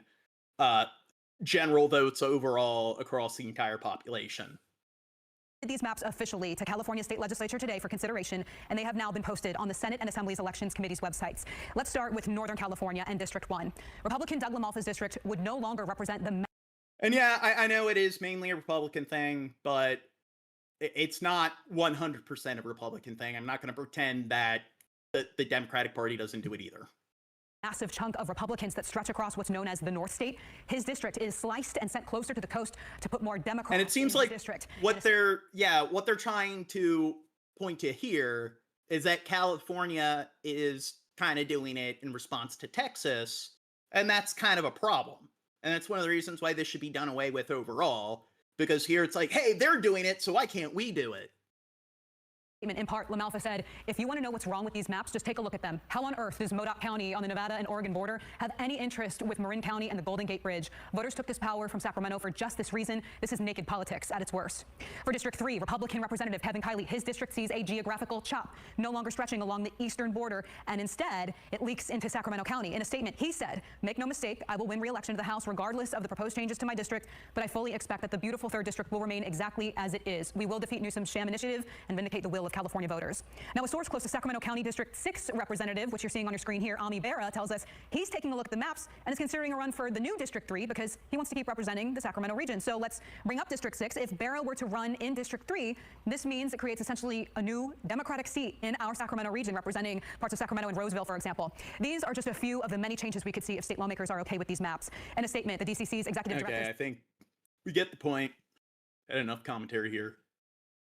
It's the seriousness of the charges leveled against Sean Dunn that makes the judge's decision so unusual. When you're talking about a felony assault charge in federal court that could put someone in prison up to 8 years, normally you wouldn't see a defendant get released, certainly not on their own recognizance, but Sean Dunn's attorney says this was a legal victory for him, and she has questions about how the arrest happened last night. Court documents and video show what prosecutors say happened Sunday night near 14th and U Street. They allege Dunn verbally confronted federal officers, then threw his Subway sandwich at one of them at close range. That's a deadly weapon. Assault with a deadly weapon. So they're mentioning, I know that's the FBI, but people are assaulting ICE agents. So what's the severity of the assaults? I mean, if it's just like, hey, some of them are having sandwiches and water bottles thrown at them, don't think that should be allowed. I think they should deal with some kind of fine, maybe a few months in jail. I think 8 years is a bit excessive, a bit draconian. Retrospect, he's going to say, hey, why did I do that? But at the time, mentally, he's like, hey, this is my city. Don't want you here. Police arrested Dunn, and according to court records, he admitted, quote, I did it. I threw the sandwich. It's tragic. He appeared in D.C. Superior Court Monday, where a judge released him. But on Wednesday, federal prosecutors issued a new arrest warrant charging him with felony assault in federal court. Now, inside the courtroom, Dunn's attorney said he tried to turn himself in, but received no response from the DOJ. She claims 20 officers later came to his home to arrest him. The attorney also revealed Dunn served in the U.S. Air Force, which was a fact prosecutors didn't appear to know, and that he had been working for the DOJ until he was fired this week. Now, his attorney also argued... I don't know. This scenario makes me laugh, especially the footage. That no one was injured and questioned whether this incident meets the standard for such a serious felony charge. The judge agreed to release Dunn pending his next court date, but it's a case that has sparked... So what if he threw a sandwich at somebody who wasn't some kind of law enforcement officer? Felony assault. I'm pretty sure... I'm pretty sure it doesn't fucking matter whether the person is a judge, an officer, a civilian. I think that assault is assault. I think we gotta stop with this sort of bullshit where if it's an officer, there's a harsher sentence because they're treated like they're some kind of uber citizen. And if anything, it should be the other way around. If somebody has a badge, I feel like it should be power comes both. I think it should be a bigger penalty for attacking a cop, and it should be a bigger penalty for the cop if they commit a crime. I think it should be both ways. But usually cops will pretty much be absolved of any accountability. They get like a paid vacation or they just get fired. Yeah. I like the idea that it's like as long as cops are doing their job right and stuff, I'm cool with the idea of it being a bigger penalty for them getting assaulted. I also think it's circumstantial as well, where it's like, okay, if you throw a sandwich at them because it's like, oh, fuck the police. I think that's different than like they're trying to do their job and then you interfere and assault them. So I think that if there's actual police work at play and you're obstructing like the actual like work of the officer, basis regardless, but I'm saying just on average, I'm fine with it being a bigger penalty for. Bill Hicks says you're a bootlicker. Yeah. Yeah, no, he shouldn't do this. No. So why do you think that? Well, I mean, somebody said if the bread is stale, it upgrades to felony assault. Maybe. The bread is stale. Okay, that's pretty funny. So now Sean does. I like that. Back in court on September 4th for his preliminary hearing in federal court. Outside of the federal courthouse in D.C., I'm Matt Gregory, WUSA 9. A solemn ceremony this morning in Nagasaki, Japan. 80 years ago today, the United States dropped an atomic bomb on that port city. The initial... Do you think we used excessive force there? You think this is some libtard media calling them some poor city? I don't know. Do you think that resulted in a quicker end of the war, and that resulted in less people dying overall? Because I've seen arguments to like try to confirm both sides. I know Oppenheimer, Einstein, a lot of the people that their research and work was responsible for the creation of the bomb. A lot of them pointed out that they regret actually playing a part in making that technology possible. And I think it was Oppenheimer, they proposed dropping the bomb next to the city, and once they see the power of the bomb, they would surrender. And I'm like, well, maybe they should have tried that. And I don't know, why didn't they just drop it on a military base or something? There is that element. I mean, they couldn't find some sort of like military stronghold that had a decent number of military personnel. Drop the bomb on. Plus, outside of the nukes, you had all the air raids. So we were kind of doing something similar Nazi Germany did, and people will make the argument that they bombed Pearl Harbor.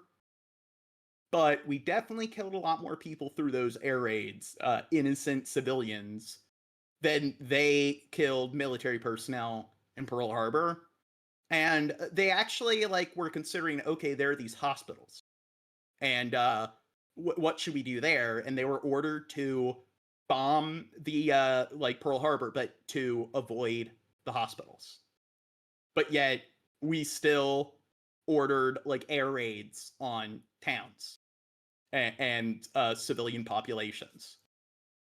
Explosion killed an estimated 40,000. And yeah, Japan did some fucked up shit as well, but two wrongs don't make a right. So it's just another example where even though it's very clear which particular factions were definitely far more malevolent, I think Nazi Germany, Mussolini's Italy probably definitely should be ranked above the United States and Britain in terms of atrocities committed during the war, but the US and Britain did some pretty fucked up shit as well. People. It was the second atomic bomb the U.S. dropped on Japan. The following day, Japan surrendered, ending World War II.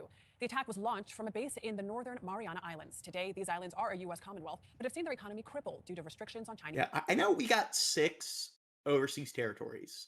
It's Puerto Rico, the U.S. Virgin Islands, and those are in the Caribbean. And then there's America Samoa, Guam, the Mariana Islands. And then there's one more that's uninhabited. And I forget what that one is. But I guess I don't think they even have any military bases there. So that one uninhabited territory, I guess if you're on a ship and it gets shipwrecked and everything, and then maybe you're pregnant and you have a kid, they're a US citizen now. So maybe if you want an anchor baby and you're in the East Pacific, try to get a ride there.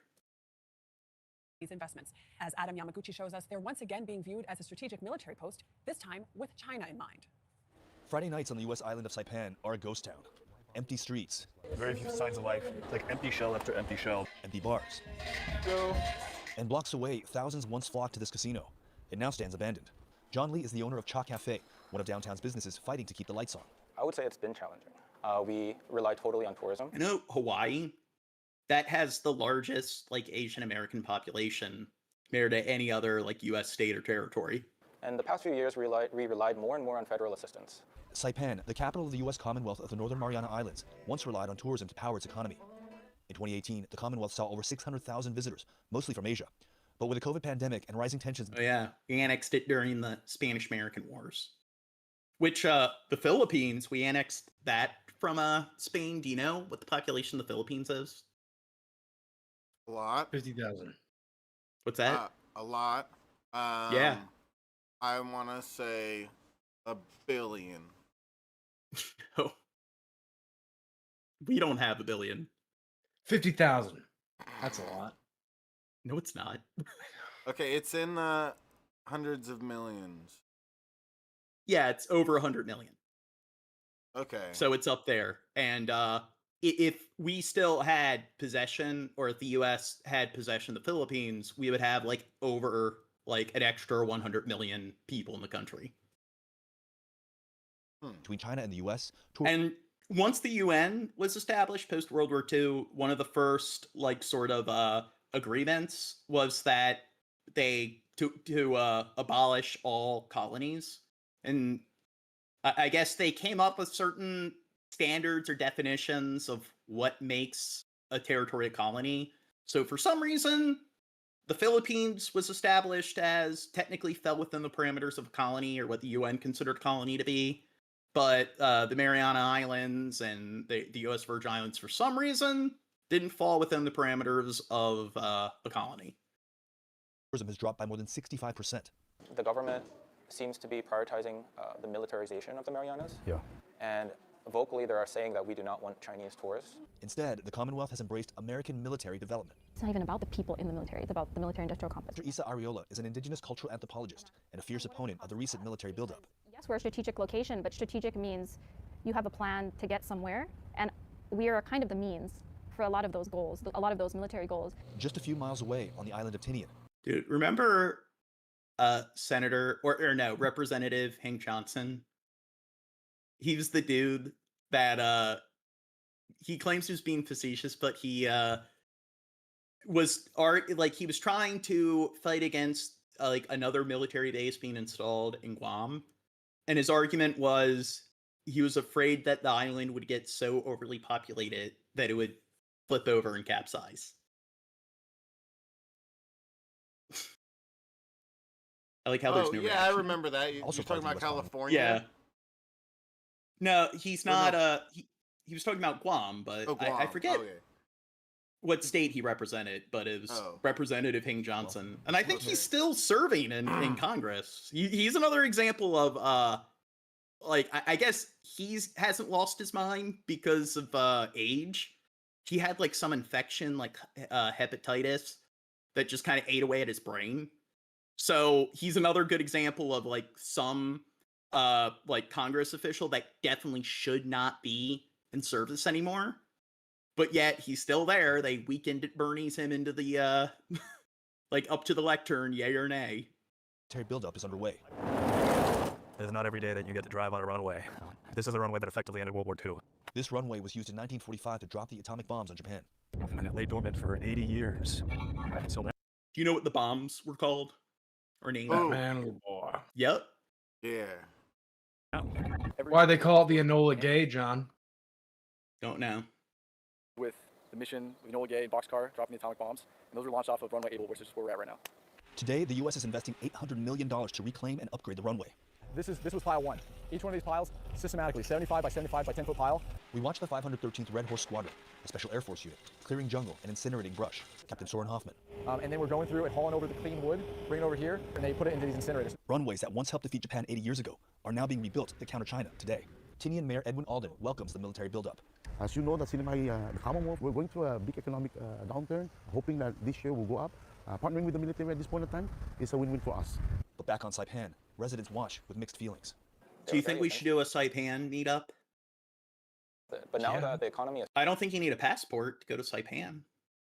You're American citizens. So terrible.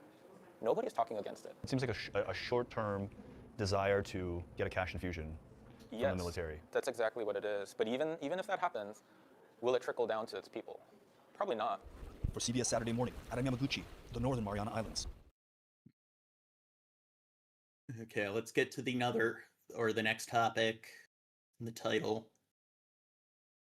Anger is growing around the world after the announcement from Israel.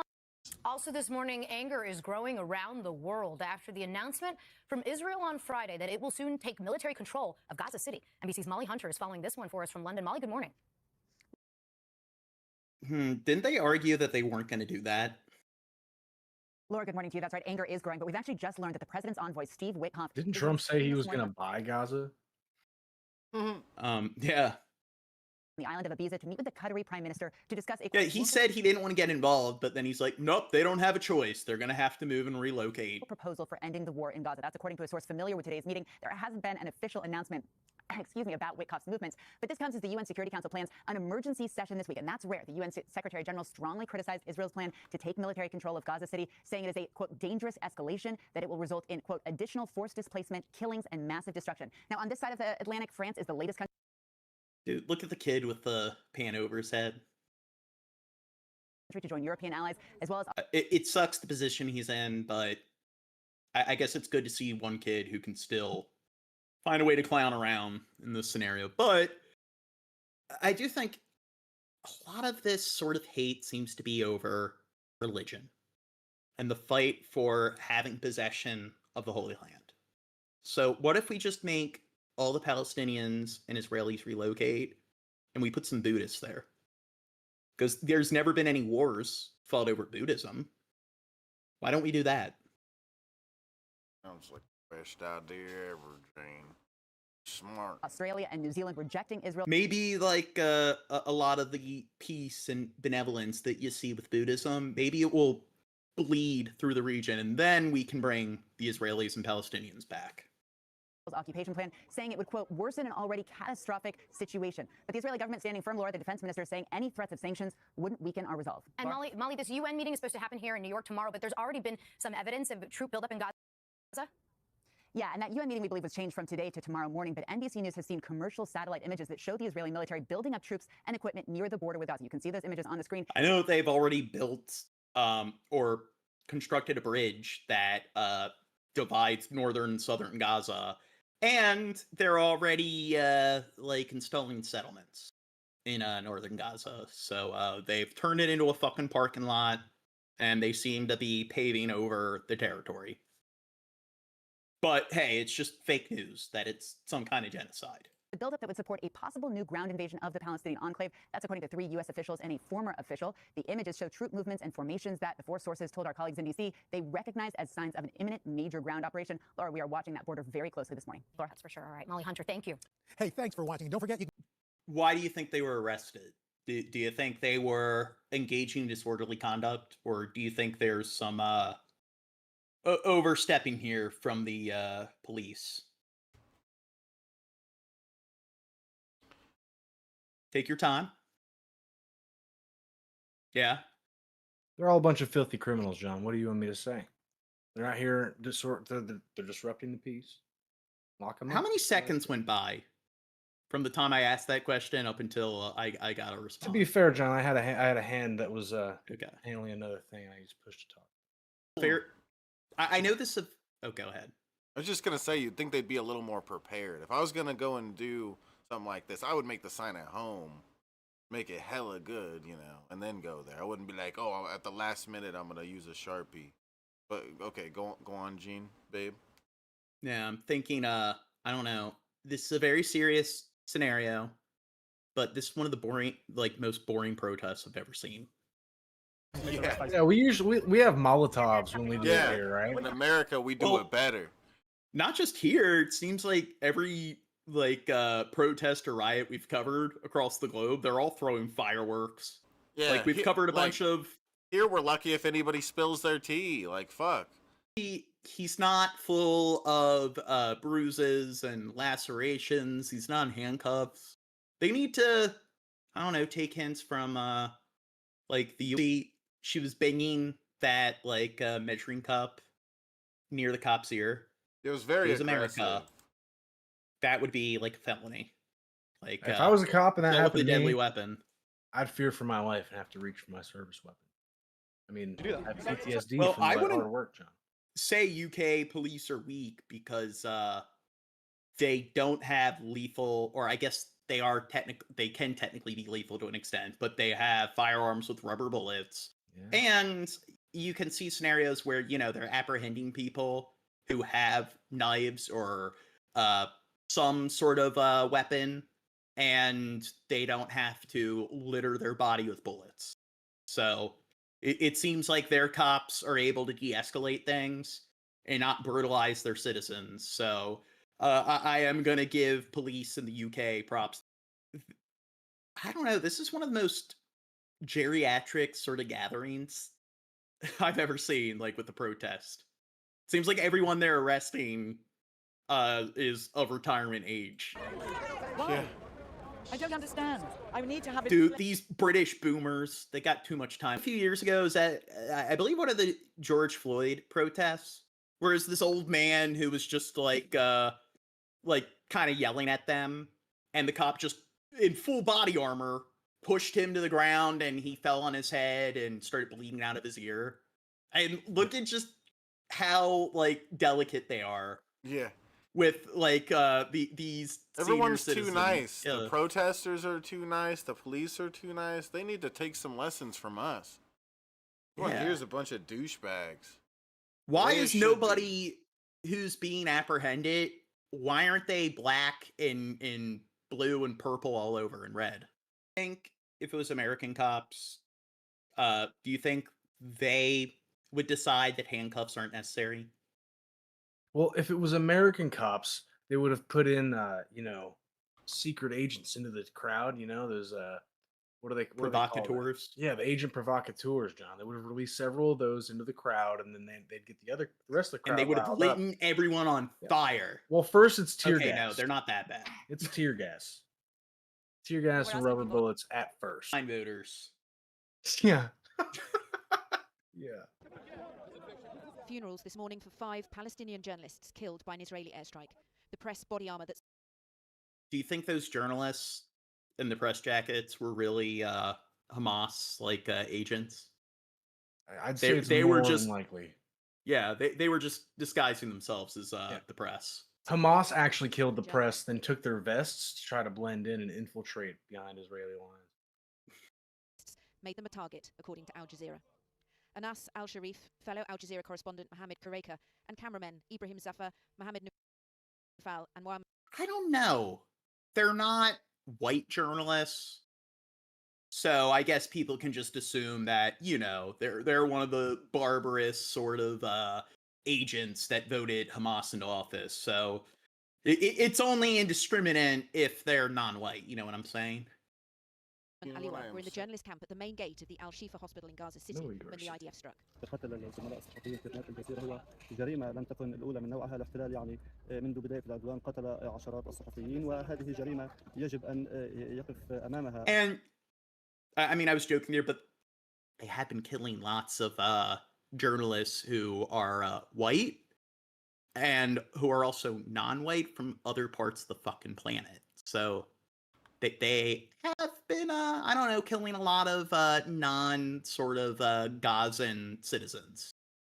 الجهات الدولية يجب أن يكون هناك محكمة للاحتلال أمام هذه الجرائم التي ترتكب بحق الزملاء الذين ينقلون الحقيقة. Al Jazeera says this was an assassination, that Israel wanted to silence some of the last remaining voices within Gaza, providing unfiltered coverage of the war. The IDF has confirmed its target was Anas al-Sharif, in a statement saying he was a terrorist posing as a journalist, head of a Hamas cell which launched rocket attacks.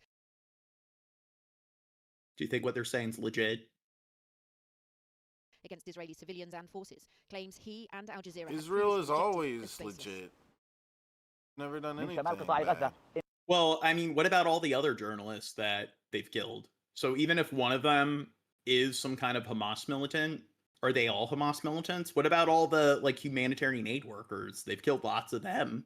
Yeah. Are all of them Hamas militants? Yeah, probably. Critics accuse Israel of a smear campaign against Anas al-Sharif because he was one of the most prominent journalists reporting in Gaza. IDF spokespeople focused on him intensively, accusing him of being a militant. The United Nations said posts like these were unfounded, a blatant attempt to endanger the reporter's life. Anas al-Sharif was on the front line of the war from the beginning. Reporting on the blockade of Gaza and the starvation spreading through the Strip, he showed the scenes at Al-Shifa hospital, telling viewers people were collapsing on the street from hunger.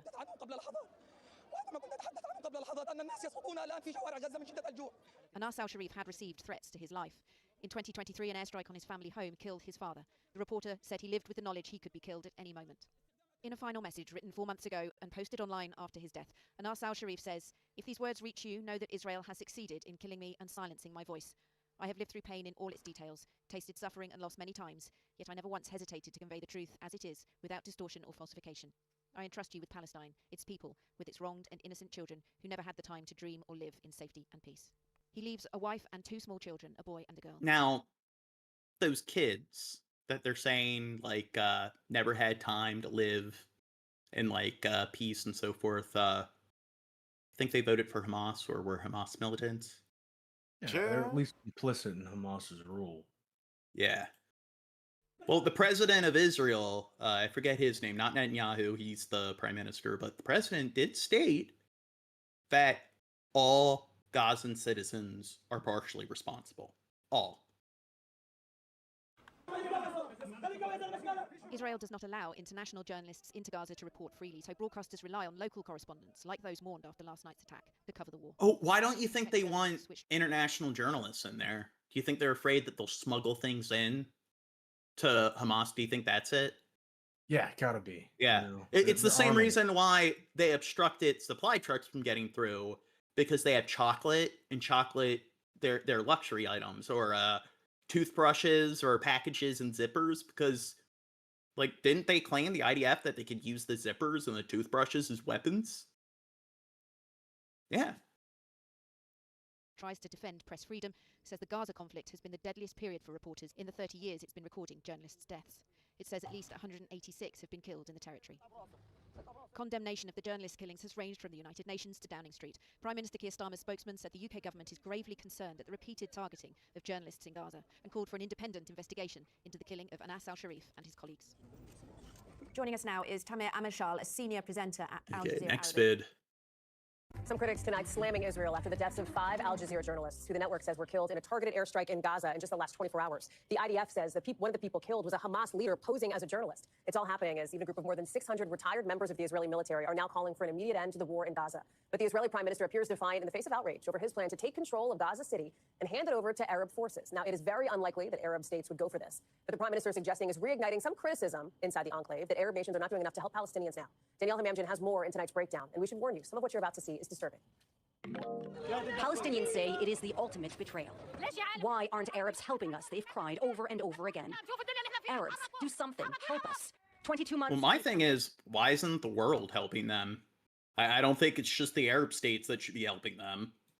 Palestinians are helpless as their emaciated children grow weaker and as the number of dead by starvation grows higher. Arab countries have parachuted aid and sent food, but Palestinians say it is a drop in an ocean of hunger. Arab countries have also sharply rebuked Israel's conduct in Gaza. For example, Egypt calling fresh plans to occupy the territory extremely dangerous, and the UAE warning of catastrophic consequences. But the loudest nation sounding the alarm over the course of the conflict, the likes of Ireland and Spain, along with Latin countries, and South Africa even take... Okay, so, well, South Africa, they're not really that white, but those other countries they mentioned, they're predominantly white, so their opinions matter. Don't you agree? Taking Israel to the UN's top court. Gaza's Muslim Arab neighbors have talked tough, but that's where it ends, acting more as mediators in the so far futile peace negotiations. Palestinians have been screaming into the cameras. Where are the Arab countries? The Arabs are nowhere to be seen.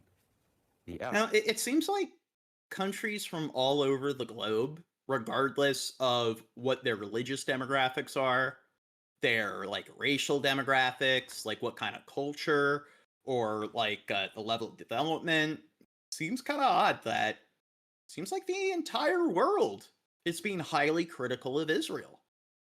Do you think like pretty much all the world's governments and all these humanitarian aid organizations, like, they're all just full of shit?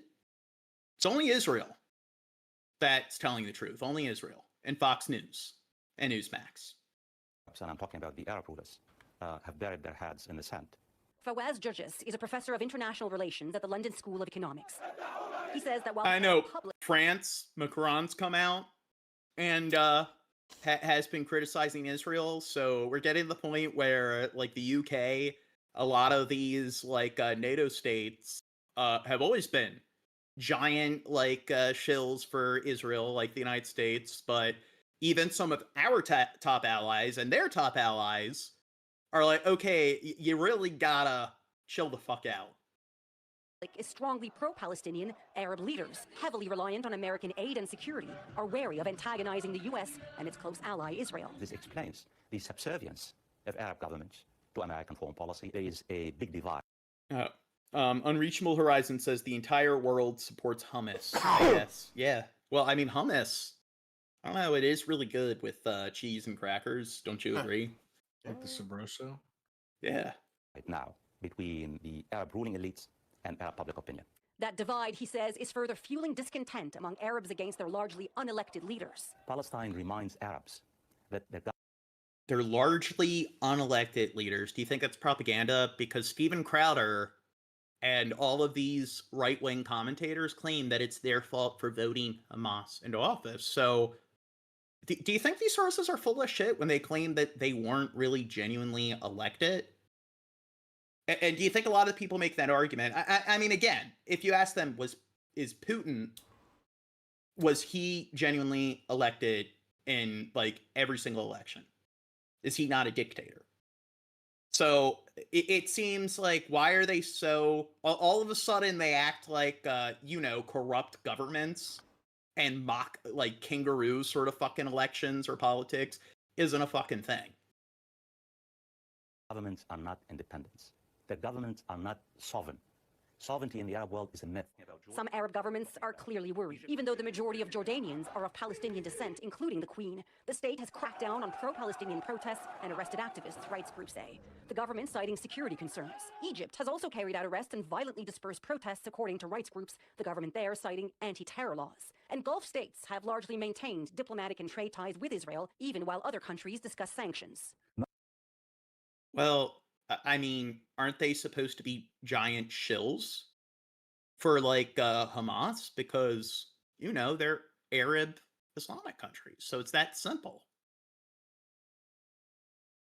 Not a single Arab state that has. And I mean, how much do you think like that's the case where it's if a journalist dies and it's somebody who has like a sort of Middle Eastern name, an Arabic name, if it's somebody who looks Middle Eastern, like non-white, they'll just sit there and like brush it away. But then if it's British journalists, then you'll have like right-wing people in the US that are gonna all of a sudden they'll give some credence to it. Relations with Israel has cut relations with Israel, although other states and other parts of the world have. The United Arab Emirates and Bahrain are among the Arab countries that signed accords recognizing Israel in 2020, joining Egypt. Okay, Russia is not communist anymore. They've definitely gone somewhat in the opposite direction, but I would say now they're more like an oligarchy. They're a kleptocratic sort of government. So they used to be communist. Now it's like they've kind of shifted in the opposite direction, where they are just controlled by like the wealthy sort of oligarchs. And Jordan, Saudi Arabia. They've gone full circle. Was on track to do the same before Hamas attacked southern Israel on October 7th, 2023, triggering a devastating counteroffensive. Hamas is allied with Iran, a sworn enemy of Israel and a rival of some Gulf countries. U.S. forces in the region help protect those nations and Israel. Those regimes in the Arab world that depend on the U.S. for their security, they don't depend on their legitimacy vis-a-vis their own people.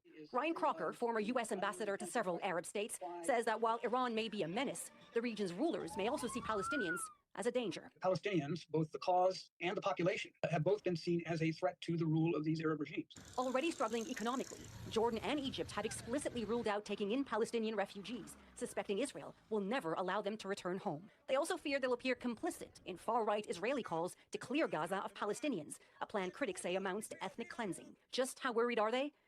So one argument that people on the right love to make is, well, why won't Lebanon or Jordan or like Egypt take them in?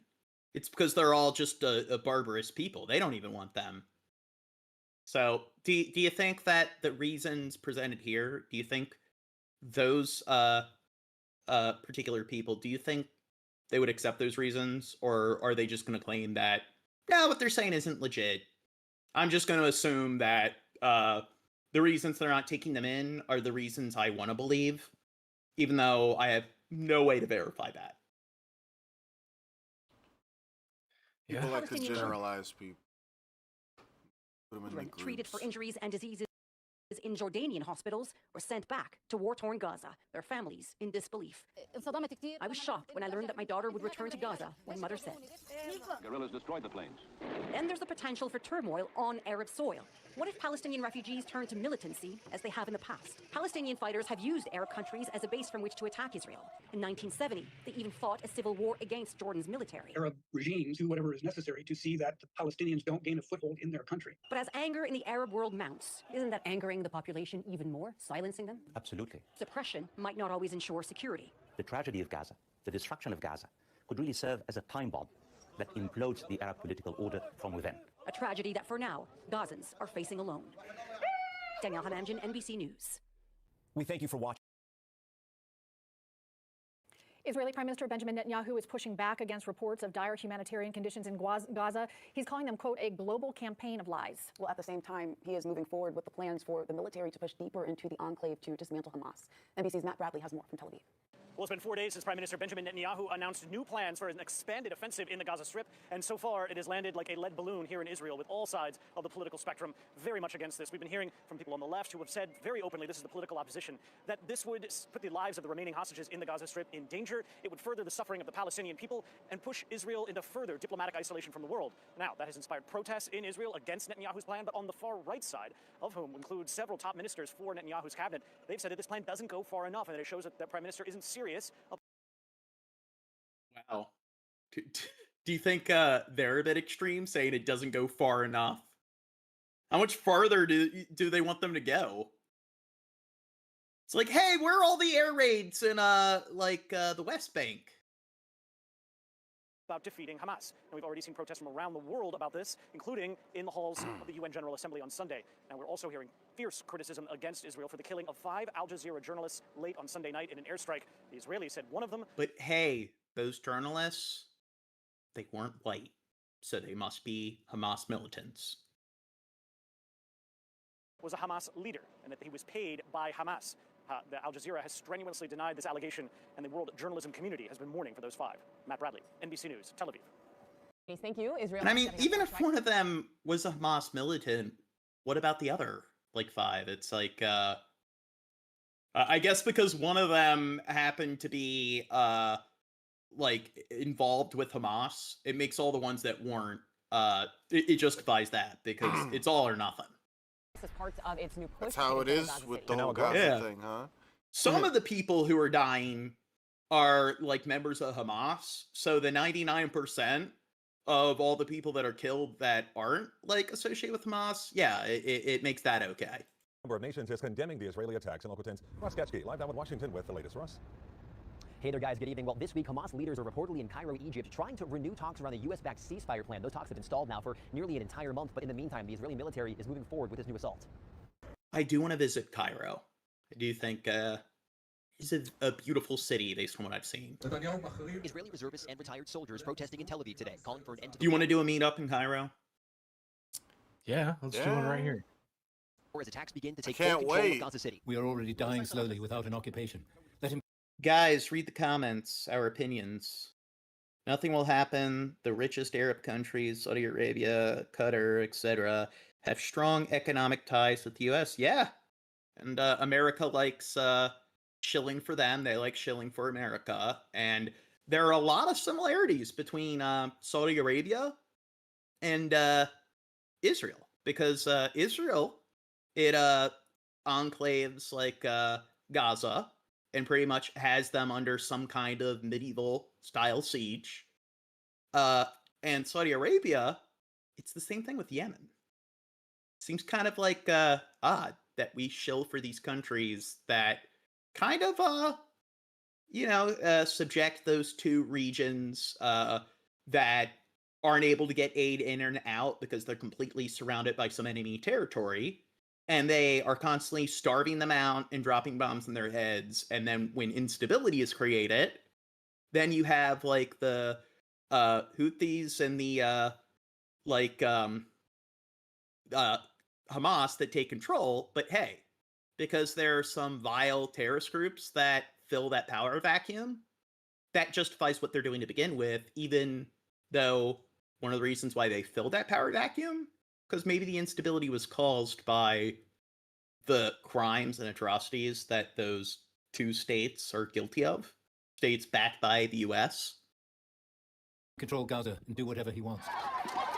The widening war comes as aid groups warn more Palestinians are dying of starvation. Israel and the U.S. blaming the civilian suffering on Hamas. Hamas has been at war with the people of Gaza. We've seen that through their refusal to stop this war. The administration has made our goal clear. We want to see this conflict end. We want to see the hostages released. Oh, somebody says, for drug use, go to Africa. What could possibly go wrong? Write your wills before you go. And don't forget, and they did, like, for the coordinating conjunction and get your immunization shots. So, are you saying no one ever vacations in Africa from the West? So, I mean, your logic is pretty much vacationing in any part of Africa at all guarantees that you'll be abducted. I don't know. I think what percentage of people from the U.S. who vacation Africa have been victims of that? 100%. I'm pretty sure it's not 100%. And you can do your fucking research, and all countries have good and bad areas. So it's not like I don't know, people going to Namibia or certain parts of Africa.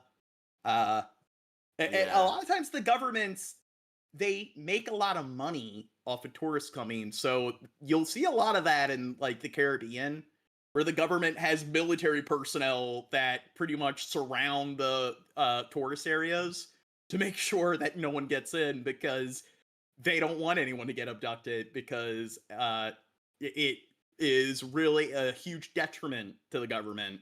Among the dead, a group of 6 journalists. Also, Israel had accused one of them of being... You were joking about us doing the meetup there. Yeah. I know it might be hard to tell, Nathan, but it was a joke. being tied to Hamas. Meanwhile, a group of European nations are condemning Israel's new offensive. This plan risks violating international humanitarian law. Hamas still holds 50 hostages, around 20 of them believed to still be alive. Some of their families now accusing Israeli Prime Minister Benjamin Netanyahu of using the hostages as an excuse to press further into Gaza. Netanyahu is Nah, we need to go to Pyongyang. stalling. He sees the hostages as a burden because it pressured him from inside, from Israeli society itself, from the opposition, from the army, from the families. Just last week, Israeli Prime Minister Benjamin Netanyahu said he did intend for Israel to eventually take control of all of Gaza before later then handing the region back over to control of a civilian-led government, but not Hamas. He emphasized that very clearly. Still not clear, though, today exactly when or if that larger military campaign would begin. And Ross, with this new attack on Gaza City, what's being done to get more aid to civilians in the Gaza?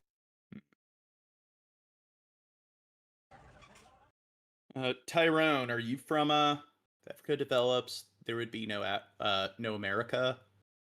Are you from Africa, Tyrone? Child's created foreign policies in Africa to prevent us from developing our own country. I do agree that a lot of the problems in Africa are due to Western encroachment and colonialism. I don't 100% agree that there would be no America. I think there definitely were methods or strategies that I guess the colonists in America could have used. Like, my thing is, I think that having some coastal city-states in like the East Coast of America is fine. I think that at first it didn't necessarily result in them completely, I guess, displacing the native people that are there. But I think ideally, if history wasn't as fucked up as it is, that's where it would have stopped. Where you'd have a handful of like sort of coastal, like smaller city-states across the globe. And I think that once colonialism extends beyond that point, that's where it becomes unethical. And you know what, I guess, like, yeah, if it wasn't for excessive levels of expansionism and displacing the people that were originally part of those lands, there would be no America. And you know what, I think maybe it wouldn't hurt the world that much if the United States did not extend across like most of like the North, or not most, but it didn't extend across much of the North American continent. They bear witness the suffering of civilians in the Gaza Strip, and they too suffer the pain of war and displacement. In Gaza, journalists sleep on thin mattresses in stifling heat. They work out of vans or makeshift tents converted into newsrooms. I don't think all problems stem from Israel. I think that we live in a fucked up world. Things are complicated, and I think a lot of problems stem from a lot of different groups. And their days are punctuated by filming ambulances bringing in casualties of war for triage. Israel's offensive in Gaza, now in its 22nd month, has left much of the territory in ruins. International journalists have been barred from entering Gaza since 2023, so the task of informing the world has fallen to people like Ezzaldin Al-Mazri, a freelance journalist and documentary filmmaker. A journalist suffers from two missions during displacement. The first mission is that he, as a journalist, is being displaced from one place to another, where some of the logistics for journalistic work are available to him, such as electricity and the internet. However, he also needs to provide for his family, who are also destined for displacement, like the rest of the Palestinian people. Israel's recent targeted killing of some journalists So has also Chris P. Bacon says, laugh out loud, mostly the Middle East. Well, if you read a history book, you'll notice that humans really like treating people like each other like shit and going to war with other societies. And I guess agrarian, Bronze Age societies that like extend beyond just small hunter and gatherer tribes, they all started in the Middle East. So maybe that's why a lot of conflict started there. But once humans started to migrate and expand out of that region, you know, war and genocide and slavery also start to exist in those places as well. So it seems to be a universal theme of human beings in general, because people fucking suck. chilling message. Well said, On John. Sunday, an Israeli airstrike killed 6 journalists, including prominent Al Jazeera correspondent Anas al-Sharif, in a tent at Gaza City. The attack was condemned by journalists and rights groups. Israel's military... I don't know what Tyrant's talking about exactly. A little confused. Says, yes, the Zionist. And again, I don't think Britain and he's mentioning Poland. I would say that it was Britain and France where they divide after World War I and the collapse of the Ottoman Empire. They divided all those territories amongst themselves. And then I would say Britain deserves a lot of the blame for a lot of their like policies and stuff when it came to like ceding sovereignty to a lot of the colonies, because like with India and Pakistan, they kind of like they divided it between like I guess predominantly Hindu state and Islamic state. But then because of that, millions and millions of people had to migrate within a very short amount of time to the different territories. And it caused so much like chaos and problems. So Britain definitely their government didn't do a good job and didn't apply a lot of cadence when it came to phasing governance out of those regions. And it was the same thing with Israel. They drew up those awkward fucking borders and they forced a lot of people, communities that lived in particular areas for generations to pack up and abruptly leave with no compensation. So, I'd say I don't know if Poland is really to blame when it comes to Israel or all the fucked up things going on there because of awkward borders and encroachment. That it targeted and killed al-Sharif, alleging he had headed a Hamas militant cell and was involved in rocket attacks on Israel.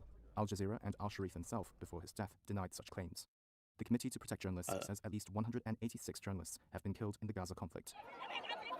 Under a strict Israeli blockade, hunger and starvation also pose a challenge. French news agency Agence France-Presse in late July called on the immediate evacuation of its freelancers and their families. This came after the AFP Journalists Association issued its own statement, saying colleagues in Gaza risked dying of hunger. Al Jazeera correspondent Marmin al-Sharafi hopes more can be done for the plight of journalists there. Our message to the world and the international community is that it is important to put pressure on the Israeli occupation authorities to provide protection for Palestinian journalists. Israel denies deliberately targeting journalists. Instead, it says many of those killed in Israeli airstrikes were members of Islamist militant groups, working under the guise of the press. I knew it. How did I call that? Has killed... What's that? How did I call that? They were just going to claim, oh no, there was actually Hamas agents wearing press vests. I don't know. They They're seem to blame impersonating everything on press. Hamas. Like, you know, when they found all those bullets inside children and they claimed that it was really Hamas shooting all the kids to make Israel look bad?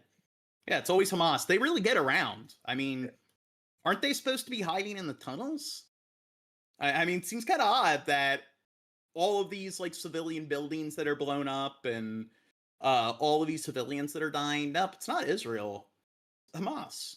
When you look at these skyline shots where it's just block after block is just completely leveled. Yeah, like there was a Hamas militant in every single one of those buildings. More than 61,000 Palestinians, according to health officials. The war began when Hamas-led militants stormed over the border into southern Israel, killing 1,200 people and taking 251 hostages. Israel's military is reportedly attacking. Tyrone says when they think of America, they think of Israel. I think it should be the other way around, where when you think of Israel, you should think of America. I guess it makes sense to associate America with Israel, especially now. And you're mentioning the Rothschilds. Now, you mentioned Poland. Weren't the Rothschild family? Wasn't it?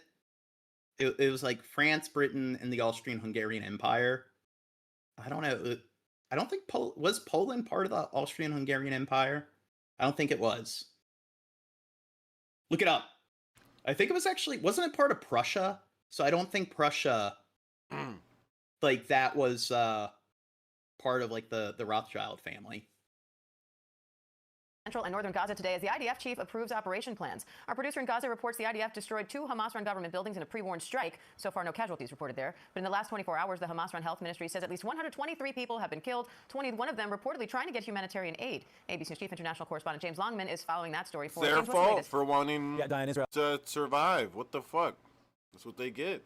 Israel's occupation plan of Gaza City, this military occupation of Gaza City, looks to be taking shape. The head of the IDF has now said that they are ready, that their plan is in place to deploy troops into Gaza to start this occupation. Now, it remains to be seen if this is just a negotiating tactic, trying to push Hamas into accepting a ceasefire deal and hostage release deal, but it does look... Now, Tyrone, I don't know what you're discussing exactly. Maybe what you're saying is valid. I guess I have to look into it more, because not really familiar with all the connections that you're presenting.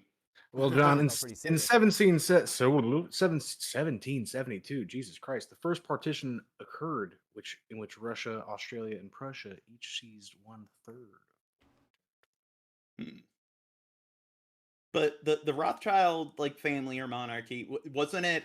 I thought it was the Austrian-Hungarian Empire, and I forget the Habsburg monarchy.